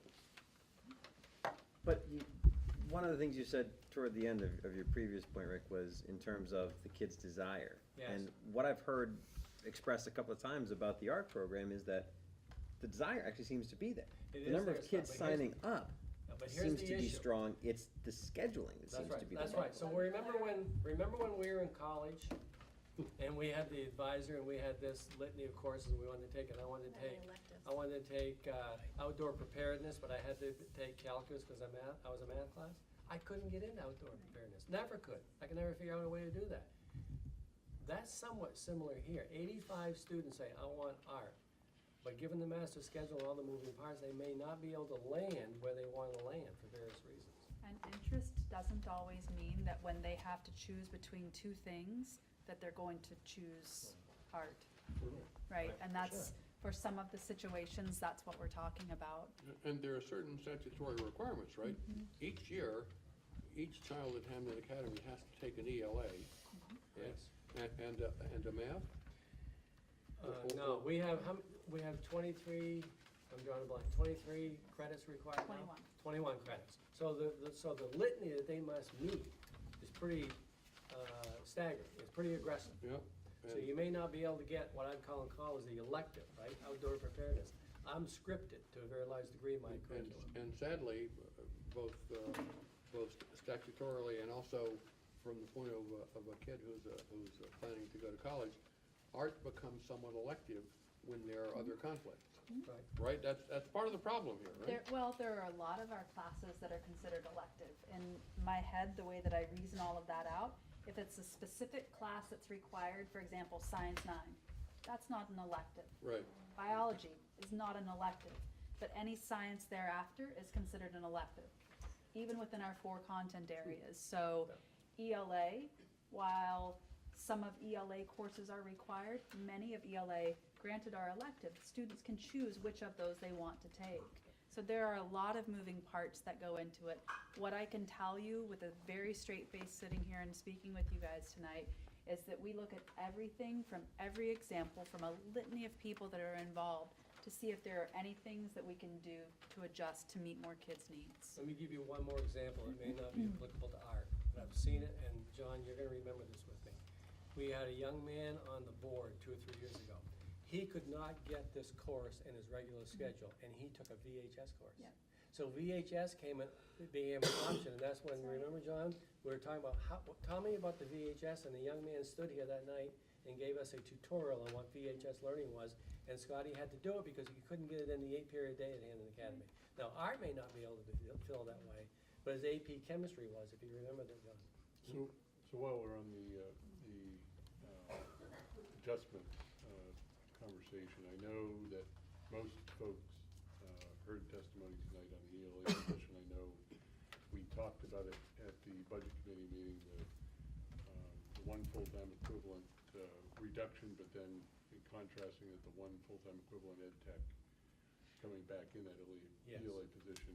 The testimony tonight provide a little more insight into maybe the detail of what happens in the class setting compared to just the number of periods, et cetera, that were being addressed and all, given the workload standpoint. So that seems, it's a different topic. That one's not student interest issues. That one's more of a capacity conversation coming from the teacher. Can you comment to that? I would love to. For those of you that weren't here last night, I explained that the majority of teachers in the ELA department have a study hall. So that is their 6th prep. Over the last 2 years, we've really worked hard to ensure some teacher equality, if you will, of loads that are being taught, okay? And 6 is the number that we arrived at. It would allow teachers to have a prep each of the 2 days in the rotation. So that's something background-wise that's important for you to hear. 6. 6 is the magic number. So 3 classes each day and a prep each day. So a total of 8 classes that a teacher has on their load if they're full-time here. The majority of ELA teachers have a study hall, which makes their 6, so they teach 5 classes, okay? So again, looking at fiscal responsibility, we opted to recommend an ed tech be brought in. So those study halls that ELA formerly had would then shift to an ed tech. Then English teachers could teach more English instead of 5 sections of English and a study hall. That's difficult for their workload, and I understand that, but something that I was explaining at dinner tonight to a couple of our board members, I did a little data work earlier in the evening, and I looked at 2nd semester loads and what they were teaching, and many of them don't repeat what they teach, okay? There will be multiple offerings. Let's just say English 9 for argument's sake, just so that you've got a concrete example. There will be multiple offerings of English 9 in the department, but rarely will you see a teacher teach multiple sections of English 9. Okay? Let me give you science, for example. We have 2 teachers that teach only Science 9. We have 2 teachers that teach biology and a couple of smatterings within. We have 2 teachers, we have specializations, if you will. Okay? Science really lends itself to that, as does math. But when workloads increase, we have to be innovative about how we meet those needs. And so there are a number of classes in English that repeat throughout the department. And if prep is something that we need to be considerate of, how many classes they're readying themselves for, that's an option that that department would have as a whole. Okay, so I know that Ms. Lighthizer is very worried about that because English is a comprehensive course. Everything we offer is, but that offers some ideas. How does this compare to elementary, middle school? That's right. Course loads? They're mean, 8 for out the of 8. teachers, because the teachers in elementary school don't have a prep course, they have the kids I- all day, right? They're 8 out of 8. I mentioned last night that having been married to an elementary teacher for 28 years, they teach everything, they teach 100%. Yep. Very infrequently would they have a prep time, they have no common prep time. So, And I will also tell you that we've, at Admin Council, and you guys correct me if I'm wrong, had some very candid conversations about the numbers of kids in the younger grade levels and the numbers of kids in the high school courses. And we want to be able to take students through the depth and breadth of curricula that we would expect high school classes to cover. But as a district, we've got issues in front of us that we have to come together as a team to figure out how to resolve. And that's really what I've told each department head that's confronted with potential cuts right now. Right. And that's hard conversation, but I've been really pleased with those folks in those leadership roles and the way that those conversations have been supported. I want to amplify Tony's question, in my opinion. There's a very significant inequity between, or among K through 12 teachers, and there has been in my 41-year profession. As a high school teacher, I just want to interject that I don't think it's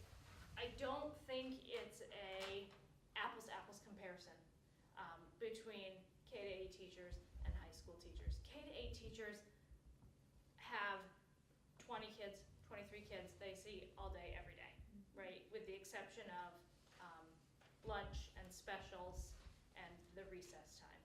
I have 101 students that I see every 48 hours, right? 101 kids, that's my caseload right now. And so I need to prepare for 101 faces every 48 hours to be sitting in front of me for 80-minute spans at a time. And so I need to grade, I need to prepare, just like elementary school teachers do. But the difference is the volume of kids. And that doesn't mean that my job is harder than a kindergarten teacher's job, because I could never be a kindergarten teacher. They're not my people, right? But it's an apples to oranges comparison, and everyone is working really hard and everyone is working all day long. I had a meeting today, a very, very good conversation with a faculty member at Hamden Academy. And we talked about the very point. But I gave him gentle pushback. I said, now wait a minute. I'm a 5th grade teacher. I was a 5th grade teacher once.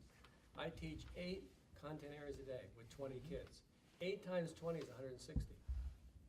I have 160 kids in an elementary classroom every single day. Every single day. I have 8 preps. You talk about comprehensiveness, I would make the challenge very assertively. An elementary teacher as compared to a high school teacher would be a great graduate class debate.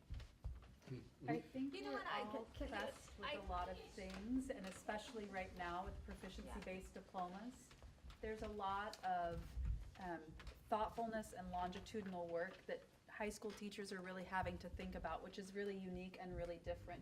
And everybody's really passionate about who they teach, whether it's kindergarten or seniors, you know, whether it's remedial or advanced place.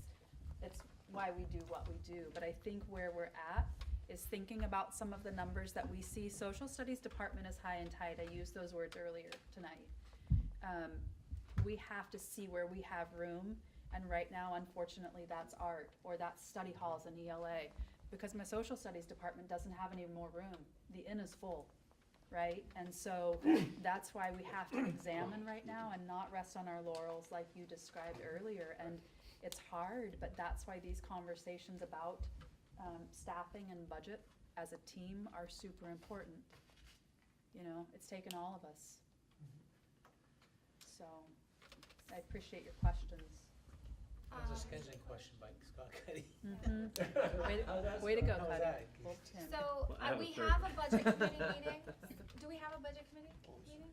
We, our next meeting, because we didn't pass the preliminary budget draft last night, is So- unless numbers significantly change and we need to meet on May 8th. We have a meeting penciled in for the 8th, but right now we don't see the need to hold that. Is that we would encourage Right. folks at the 17th. Okay, so this is, I appreciate the comment, but this isn't a committee meeting. And so, I'm struggling a little bit with the give and take here because we do have business. I appreciate, Michelle, your perspective, and Sherry and I do think it added value. I kind of wanna wrap this particular, if Scott, felt your question was answered. Yeah. Wrap this, wrap that All question three up. of them, or two of them. But I do wanna say, that, you know, I think there's some added value for, all of us, whether it be board members or the faculty, to have a greater understanding of what is expected and done at all levels. And that may be a high school teacher recognizing the level of effort that our middle school faculty are putting in, and really what that experience is like and vice versa. And certainly I think would be helpful for the board to understand that. I don't think it's apples to apples, but I don't think it's as far across the spectrum as there might be perceived. And, you know, I don't know if we'll ever come to an agreement on that, but I think it's worthy of a discussion and more education and awareness among us all. Any other questions from the board members?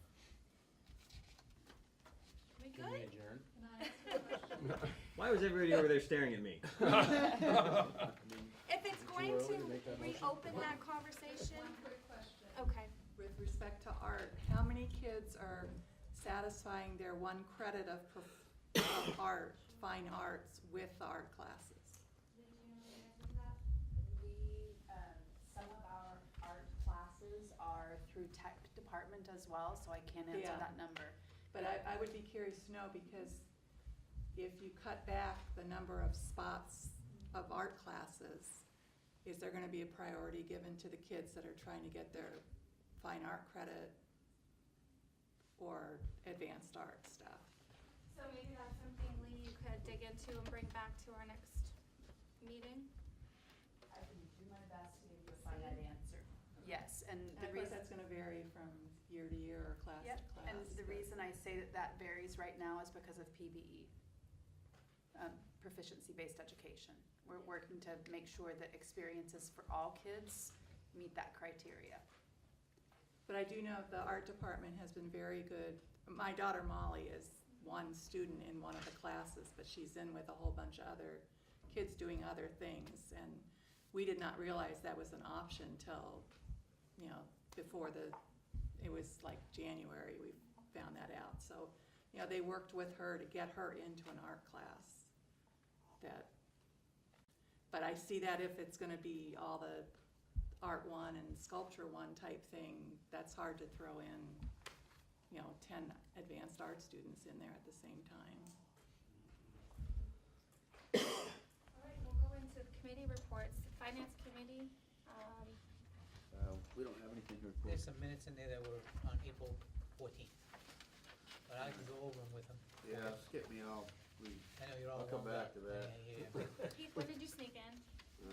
Oh, he's not I'll getting go while I So do we it. have April 17th, we met in regards to the finance, which is the Friday before April break. The committee reviewed some financial issues that would be an impact on the budget. Number one, the finance committee was made aware that an additional $100,000 of undesignated fund balance is being put towards the 2017-18 budget. So your fund balance has gone from $439 to Transfer amount, yep. from $439 to $540,000. They looked at the warrant article in regards if we received more state money, what we would do with it. The budget committee voted last night with the recommendation of the finance committee to incorporate warrant 20, number 20, warrant number 20. They were aware that the gross budget would be 2.5 and locals 4.6. And that we have in the budget new positions totaling $110,000. Added positions in 17, 311, they were $311,000 worth of expenditure eliminations. And then the next meeting was April 25th, which is the budget meeting. That's the finance committee. Served also as a budget committee, somewhat of a budget committee update, but do we have anything else you want to add to that? Yeah, I can provide a quick update on that. So, there's a draft of the budget committee minutes. We've actually met twice. We met first on April 25th and then again yesterday on the 2nd. We went through I'll call it the condensed version of the entire budget presentation that expands upon the 11 articles, basically, the warrant articles that cover all of the cost centers with breakouts for major categories. We went down through each one of those. We looked at the differences from an expenditure standpoint on where historically we've been. We looked at the average, and then we looked at the recommendation and where there were differences. Staff was present on literally every item to explain to the budget committee why those changes were where they're at and why the changes were made. Some of the highlights, we talked about the possible closure of the school-based health center. We talked about integrating the full-time, or the positions that were created in 17 after the budget was passed, and were then carried over to be incorporated in this year's budget. The loss of revenue for the BZ superintendent services, the additional undesignated fund balance transfer, $100,000 that Emil just described. Again, we went through most of the subcategory. Math textbook expenditures increase of $25,000, for instance, was one. I mean, it's not all cuts. There are pluses. In fact, many categories had as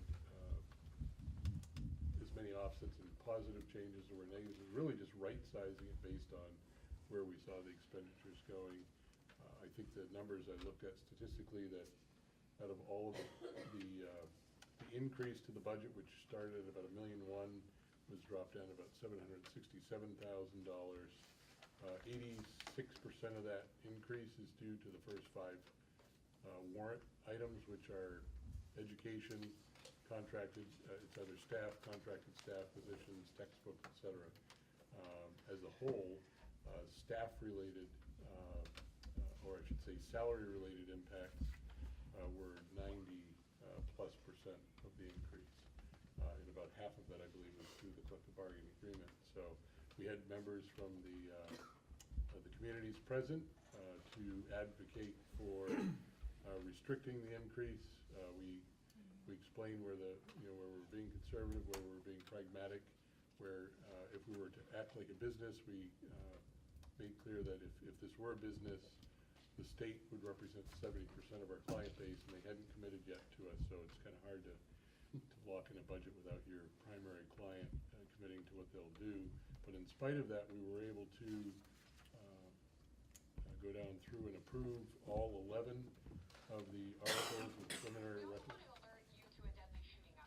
preliminary recommendations that were, unless there's a change, in other words, unless we hear from the state before the 17th, that there's been a significant change to the amount that we've been previously identified as receiving, we have now a budget recommendation for the full board to consider on the 17th of $30,844,264.13.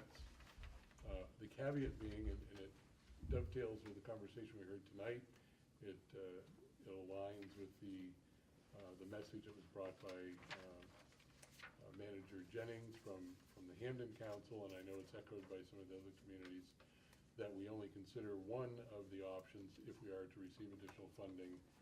However, given the unknown, we did agree to recommend passage of Option 4 under state law that allows us to, and I'll just read it out loud here, it's short.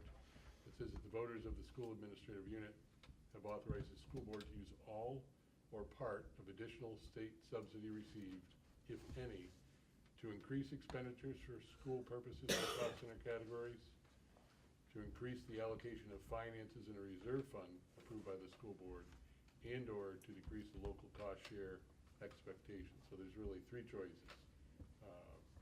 And again, without knowing what it is, anticipating that if additional state monies are received, we now are not locked into a budget as we were in years past that we can't change till the following year. We actually have the ability under Article 20, which we recommend the board vote in favor of on the 17th, to consider what we might do if that subsidy comes in. I think 2 years ago, we received $285,000 more than anticipated after the fact. That immediately went into our unallocated fund balance. We couldn't touch it until we voted to pay it down the following year. That actually raised concerns from some of the member communities that are we paying it down too fast. Some members of the public expressed a concern that we were holding too much back. The reality is, under state law, that's now in effect, even though it's 9 years old, it's now in effect, and we talked about this at the last meeting, our unallocated fund balance cannot exceed 3% of the total school budget. And at the pay down, we're looking at towards the next fiscal year budget of $540,000. That will put our unallocated fund balance to about $930,000, which is 3%. We anticipate that that money will replenish, perhaps due to some savings. It's never guaranteed. And the following year, we'll do the same thing again and again. So basically, we will not be in a situation where any more than 3% at any given time, give or take, because there is a 3-year pay down allowance. That's basically where we'll be at. So that's our buffer. It's about 3% of our total budget. Many of the member communities describe unallocated fund balances due to their highs and lows of anywhere from 7 to 10 or higher. I know some communities are over 20%. So to have 3% for the largest line item out of any of the member communities being the school budget, I think it would be dangerous for the school to lower that number below that number at our own making. Again, that number is a result of savings and contracts that are retained, additional student tuition that is unanticipated, warm winters or cold winters. Again, it ebbs and it flows, and looking back at the history, it's been as high as I think 1.3 million or 1.2 million, and as low as 260,000. 260,000. It's cutting too close. A few years before that, it was on the order of $30,000. Yeah, that was before I saw the history line. That would have really been to have zero buffer, essentially. So Article 20 is actually important because it does allow a conversation to happen again, and it does not require the towns that only have one chance to vote in June. Unlike the town of Hamden that has a council structure, they can meet monthly and adjust things. Unfortunately, Newburgh, Winterport, and Frankfurt have one annual town meeting where they approve of this budget, and then it's up to us to make sure we manage it for the rest of the year. So, again, that's the update for the Budget Committee. We will bring you an updated, for your consideration, basically Article 1 through 20 that will have all the numbers and the updates. Right now, we're not anticipating that we will hear anything new from the state at this time, so we're left with what we have. That's a great overview. I also want to publicly express appreciation to Heath and the Finance Committee, Rob, for the Budget Committee, because there's some great work that's been put forth here over the last 6 months to get this budget in a very desirable situation. Karen? Sorry. Rob said at the end that we'd get the Article 1 through 20 with the numbers. So is that going to be in similar format to what, Emily, you had sent out in response to Jake Metzler's? No, it's gonna be in the format of what the minutes show. cost Like that, centers. but just, Like cost so centers. we'll have just the individual cost center number at the final tally, not Line- the, The line-by-line cost centers are on the website. okay. They're on the website. So it'll be that updated number, It's already been updated. We voted on the updated number of the expense. and that's what's on there right now? Yes, Okay. it is. Yes, it is. Now, Emma, we also recommended approval of Article 20 language. I don't see that in the minutes here. Perhaps we It's could. on the last line in Article 20. Oh, we talked about the warrant Article 1 through 20 wording. The wording itself is We could put. here, the wording- or, I mean, we could also I just. thought you just read it to us. Well, I did from the source document. We might provide a copy of that, or no or problem. the draft. I That'll mean, be there. It'll be your warrant article that you'll be signing on Wednesday will be with numbers. Yes. In words. And Words words. and numbers. No pictures. No pictures. Sorry. And not a condensed version. That's what happens when you cut back on art. Thank you. Any other questions about that? I know it's an important topic, so I want to give people an opportunity to ask questions. Building committee, any updates? Nope. And then we hear rumor that Alan's chair. That room is true. That room is true. Great. I wasn't quick enough to get my hand up to nominate somebody else. Been there, buddy. What's that, Tony? Been there. Congratulations. Trust me. But we haven't met since the last meeting because of all the budget Yeah. stuff. Education committee, We have not met because of the strategic planning. policy committee will come next. I Next week, assume? yes. Or next. We have a new meeting. chair. So you guys got a Well, new chair, right? I was gonna make that, oh, right, yes. Yeah, I too wasn't able to get my hand up quick enough. John's the new chair of the policy committee. So, congratulations. Mm-hmm. UTC, Mm-hmm. anything on that? Haven't met since our last meeting. Well, as frequently happens, Tomorrow night. UTC meets almost always the day after our Yeah, first tomorrow meeting night. of the Okay. month. We did have a meeting, I don't remember if it was reported on or not, at the 1st of April. You reported on it, They did a, because you had the budget Yeah, you did passed. the budget. no, it wasn't that meeting. The last meeting we had, they put on a presentation with students out in the small engine area. They had a bunch of different stations set up, and we went around and saw them working on outboard motors, doing electrical work, snowmobiles, different things like that. Mostly Tony's choice. So it was a great meeting for me, because I like that stuff. We didn't win any budgeting. I think the only other committee that we might have an update from is ad hoc, but certainly correct me if I'm wrong on there.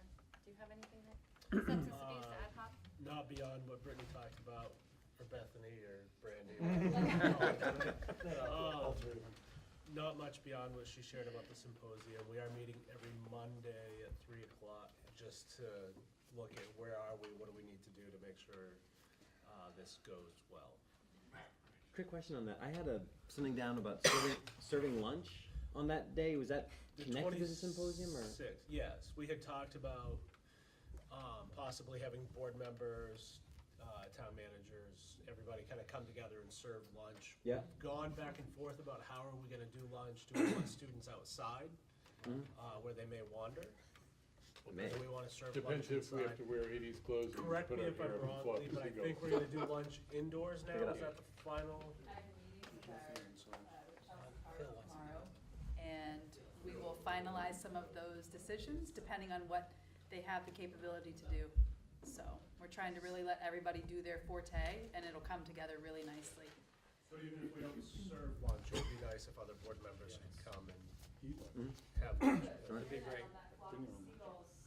Prop there and put you back there if you want to, if that's what I'm hearing. Agenda. That's why I asked for the agenda, so I could just. Just kidding. She's getting the last of the sections by the 11th, and so it should come out pretty close to that time frame. Let us know if we need to serve. We will. All right, so policy considerations, I know we have a few. Yeah, first one, administration in the absence of policy. I think the only thing we changed on this was, previously it said superintendent would inform the chair of the policy committee, and I think we just changed it to the board chair, if I'm correct. Yes. Is that correct? That's following feedback from John at the last meeting, we made that. And Scott, if I may, that's exactly the policy you and I were talking about yesterday in our conversation. Right. Now, are we considering second reading on this evening? Yes, That's you the are. plan. Second reading and adoption. And is there a motion on the floor? Do we need to move yet? Yeah, we could do that as individually rather than a slate, if you wanna do that. So moved. Great, any discussion on that? Yes, John?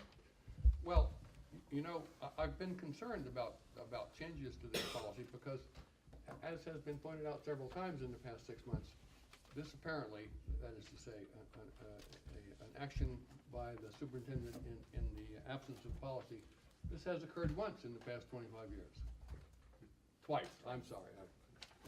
I was off by a substantial factor, but 100%. still not very often in 25 years. And the previous policy read, and I quote, although not in full, but in part, "It shall be the duty of the superintendent to inform the board of such action." To inform the board promptly of such action. And out of that phrase, from the heart of the policy, the following changes have been made. Board has been taken out, and so has promptly. And I would urge us to consider, and in fact, I'm about to move an amendment, that we reinsert the word board in the proper place and the word promptly, because this occurs so infrequently. By the way, the superintendent is not actually consulting with the board with reference to his action, he is simply informing the board. And I do think it's somewhat concerning if the word promptly is removed from this policy, because we don't want to wait 2 or 3 weeks, we want to hear fairly quickly. So I move an amendment to this policy, CHD, to reinsert the word board, the full school board, parenthetical explanation, the full school board, and to reinsert the word promptly into the positions they previously occupied. So, right now it says inform the board chair, so are you changing board chair to full board? Board, that's because that's what the policy said previously. And mind you, if the superintendent informs the board, I can absolutely guarantee the chair will also be informed. Might I make the following So- language suggestion? Can I first stop, he made a motion for an amendment. Yes. So I'd like to see if there's a second, and then we'll open that amendment up Sure. for discussion. Is there a second on John's motion with the amendment? I'll second. Okay, so, Rob seconded with the amendment, opening it up for discussion, and then we'll vote on the amendment. Is that the correct process? Yes, it is. Yep. So opening that up to further discussion, and Rob, did you? So just the way what John had said is it's a minor change. It said, it shall be the duty of the superintendent to promptly inform the board through the board chair of the need of such action and of the potential need for policy development. That way, the notification to the board is, flows through the board chair, as do most of those communications. The board chair has a responsibility to inform the board. And that way, the board will become informed, but it will be done in a manner that's, I think in the past, we've only dealt with this once, for most of us, and the others who are here are no longer around when the fire happened. I think in those situations, it does require the board chair to convene with the superintendent to discuss not only the promptness of the notification to the board, but also the manner by which it's done so in the event that it may, in fact, rather than being a mass email notification, instead be discussed and agreed upon to be talked about at an executive session. I do think that's something that has to happen between the superintendent and the board chair, at which point the board will be informed. It'll be done in a manner that we know is consistent with our expectations for that kind of a policy review. So, I mean, that's just a thought. So I think the policy, do you want to speak on behalf of the policy committee on this one? In terms of, I mean, Well, I think that, all right, well, I'll just chime in after me if you think you want to build on what I say. The policy committee has talked about this at great length. What we didn't want to do was draft a policy that really micromanaged the leadership of the district and build an algorithm of, okay, this needs to happen in this process. So we wanted to allow the flexibility to have our leadership exercise their best judgment within the policy.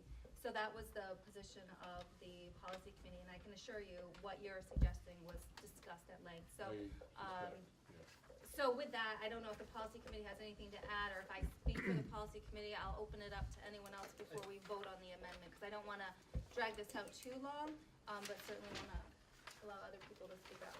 I think by informing the board chair, at that time, the chair can make the decision.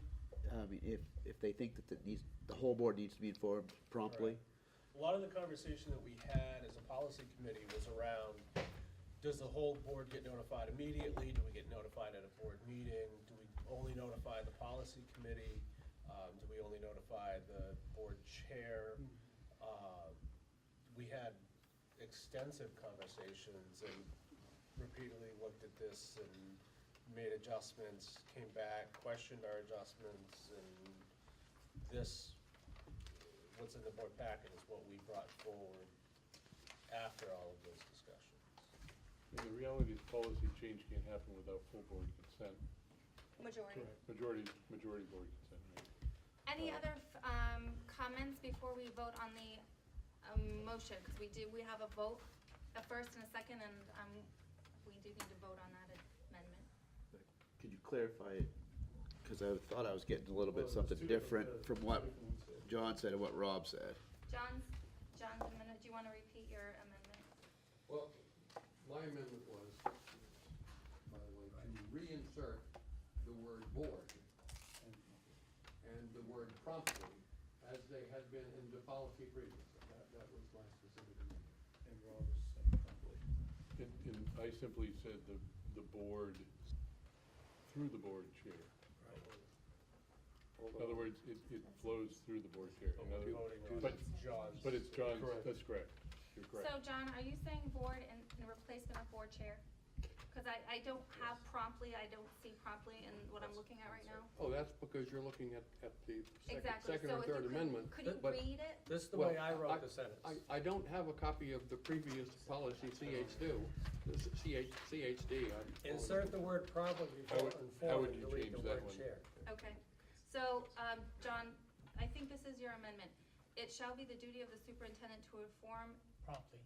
to promptly inform the board of the need of such action and the potential need for policy. That's the motion. That's the correct. Is that Yes. the motion? That's correct. Okay. Yes, ma'am. And, And I pointed out, after I had put in after I suggested that amendment, that if the superintendent informs the board, then he will certainly inform the board chairman, because the chairman is part of the board. right, so we have a first, Rob, you second that amendment. We've had discussion. I would like to vote. We're all in favor for that. So all of those in favor of, the amendment, all those in favor, please vote. All those opposed. Can you, Let's do many- that again and hold your hands high. how many voted yes? One, We didn't two, do a count. 3, 4. How many voted no? 1, 2, 3, 4, 5, 6, 7, 8. It fails. So the amendment failed. So I'm looking for a motion per John's recommendation, for a second reading of CHD as is and adoption of CHD as is. Well, yeah, technically that motion now holds the floor because the amendment failed. So it goes back to the original motion and second that was That's made. correct. Did we make an We original? did already. Yeah. We did. Frank Okay. made the motion. You can't move an Fraser- amendment until you have the Right, motion. now you're back. Right, Frank made the motion. Now you're back. Okay, We're back to the beginning. right. Frank made the I did motion, move that we- Fraser right. seconded it, and now we're at the original, policy. Woo, all right. Parliamentary fun at 9:20. Anything different to add to the discussion that we haven't, okay, all those in favor? Any opposed? Tony's opposed. Okay, thank you. All right, John, All right, the second one is, second reading and adoption of policy EJ for, purchasing requirements. And my understanding on this is that the only change, well, there's no change in it. Right, the major change was that the threshold of bidding was for $35,000, which was a difference, I guess before it was $10,000. That's correct, that's correct. Just to kind of clarify, this was written by our legal counsel, recommended to the finance committee. The finance committee is recommending to the policy committee as written, as you see it. This was just an outdated policy. The original policy was written, 1977 or something like that, so. 99. Well, okay, not quite that far back, but Feels like that. inflation has been some inflation since 99 also, so. My point won't be quite as great as it was before. great, So so, the motion is, so moved. Do we have okay. For a second reading and adoption, we have a motion by Jane and Wally, second. Any discussion? All those in favor? Any opposed? Unanimous. Thank you. third one is for, second reading and adoption of policy IKF on graduation requirements. I think, one of the things that was changed on here is, certificate of completion was changed to certificate of attendance. Lee, I'm gonna lean on you. Yeah, not, the students who didn't fulfill the specific graduation requirements. Sometimes that means our life skills students, sometimes there are other extenuating circumstances that would warrant a certificate of attendance, not a diploma per se, because the graduation requirements weren't fulfilled. That's a state requirement, correct? That passes down through the attendance requirement.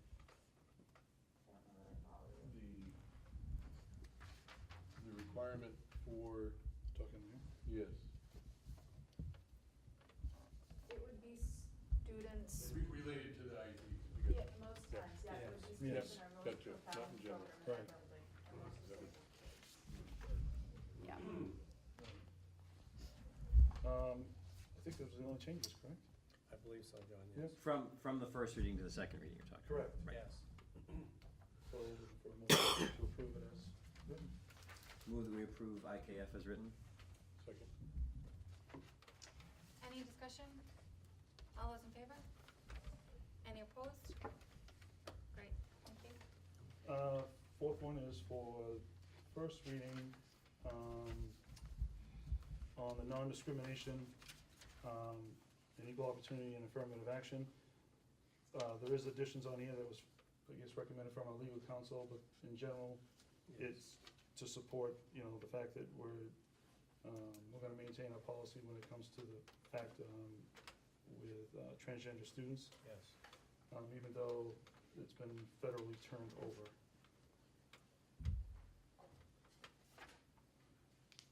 Okay, we're looking for, go ahead. I would make a motion that we approve. Okay, and do we have a second? AC. For first reading? Second. Any discussion? Scott? So, on what we have, there's no red line, there's no changes, is this a wholly new Brand new policy then? policy. Brand new policy. And its purpose Is is, include transgender. is to support our previously adopted policy. This actually, Scott, was a byproduct of the letter that we received about 2 months Yeah. ago that, Yeah. from that legal counsel that put the district on notice that we need to have this policy to be in compliance with one of the directives. And this was written by And in our legal. anticipation of federal law that Thank you. has been overturned. Yes, That's right. thank you. Well, not law. Tony? Did Federal we hear Guidance. there were other schools that Guidance. received Thank you. funding letters, Funding. fishing expedition? I believe it was a cast, net cast Yes. for Fort Kent to Kittery, Tony. That's what I was. Yeah, And Rick, will this be, if this is adopted, will this be forwarded to that, group of attorneys that sent you that letter, or put I'll the think, district on? I'll think about that one. Okay.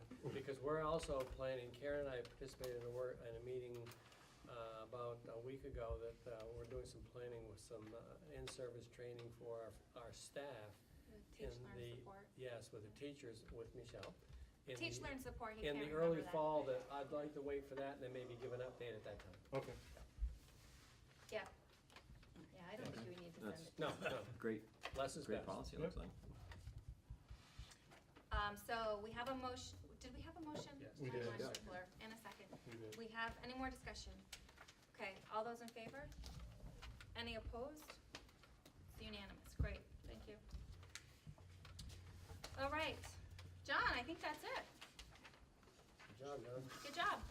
Old business, school calendar. This is the second reading. I'm actually, this evening, asking for your adoption and noting 2 changes from our first reading to come into compliance with the UTC calendar. One of them was December 22nd now is a student day versus a vacation day. That allows the students at Hampton Academy to attend UTC. And also moving March 16th now to March 2, again, to eliminate 2 conflicts with UTC. So with those changes, I ask for your endorsement of the 17-18 school calendar as presented. Move that we accept the 17-18 calendar as presented? Second. We'll give that one to John. It's like- You All right. are Which Luke. John? Any discussion? yes, no. Well, I would point out very quickly that in fact, state law with very little flexibility requires us to correspond to UTC's calendar. Within That's 5 correct. days. Yeah. They give us a 5-day variance. Okay. All those in favor? Any opposed? Okay, it's unanimous. I think we're all set with the budget update. Karen. Yes, we are. Can I just say one thing about the calendar? Just, I'm glad it's approved. Okay. So this is actually for like next year's calendar because Election Day in Winterport is held at our schools. With a high water mark of students in Winterport, I would ask you to consider to have an in-service day on Election Day because the town of Winterport actually comes and votes in our building. And I've been told that the town office will not hold the election, and so I'm looking for a safety solution and to maintain safety in our building, but also for the elections to remain there.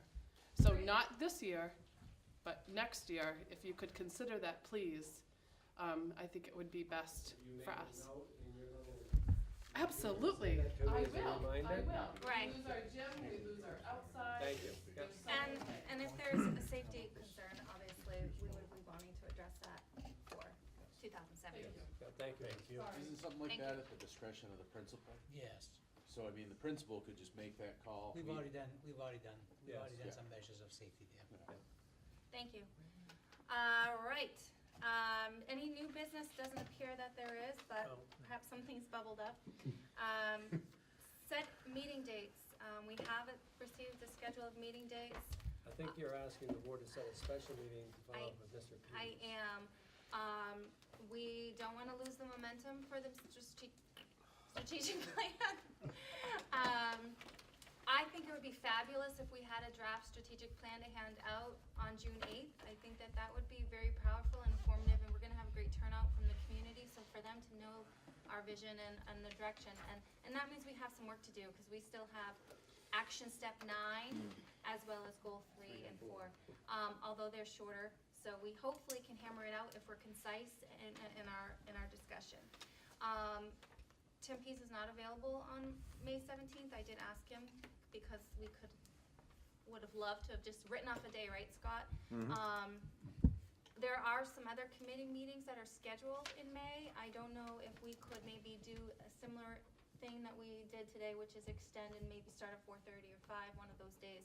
I'm looking at May 8th, May 9th, which is next week. So I know we might not be able to get everybody, but if we could get the majority, that would be helpful. Thoughts on that, availability? May 8th works good for me. Well, I would point out that for these workshops on the strategic plan, we don't require a quorum of the school board. No, we certainly don't. It would be awfully nice, though, to have good representation, but you're right, Don.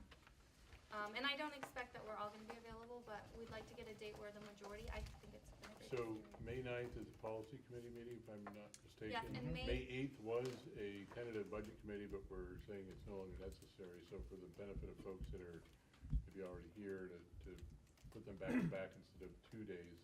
Well, if May 8th works for the majority, I would invite the policy committee to consider changing their day. There you go. Yeah, I say just postpone. Just do that. Yeah. There's nothing urgent that we need to have, but I'd say postpone policy. Okay, so, May 8th, I can't come. I can't be there either of those. May 9th? I'd do May 9th. Can't do May 9th. May 9th would be difficult. I can't do either. How about this? Because it might be a very complex situation, we want admin present too. Can we organize a doodle? I can Can you cannot say argue. doodle, Yes, I can do it. Gloria? You can have somebody do it. Gloria's on vacation, I'll take care of it. Randy will do it for you. Randy will take it, no, I'll take care of it, I'll take care of it. Doodle.com. I'll do it. We'll send that out Yes, if you ma'am. could respond by the end of the week. So you've got 2 days to let us know your availability. We'll get it scheduled, confirmed by We'll the send end that of out the day. tomorrow. All right, any other meeting dates we need to set? Okay. Right on target, 9:32, Madam Chair. Motion to approve. Second. Tony beat me. All those in favor? Great. Thank you, folks. I have. Long day. You can't go by 9:30.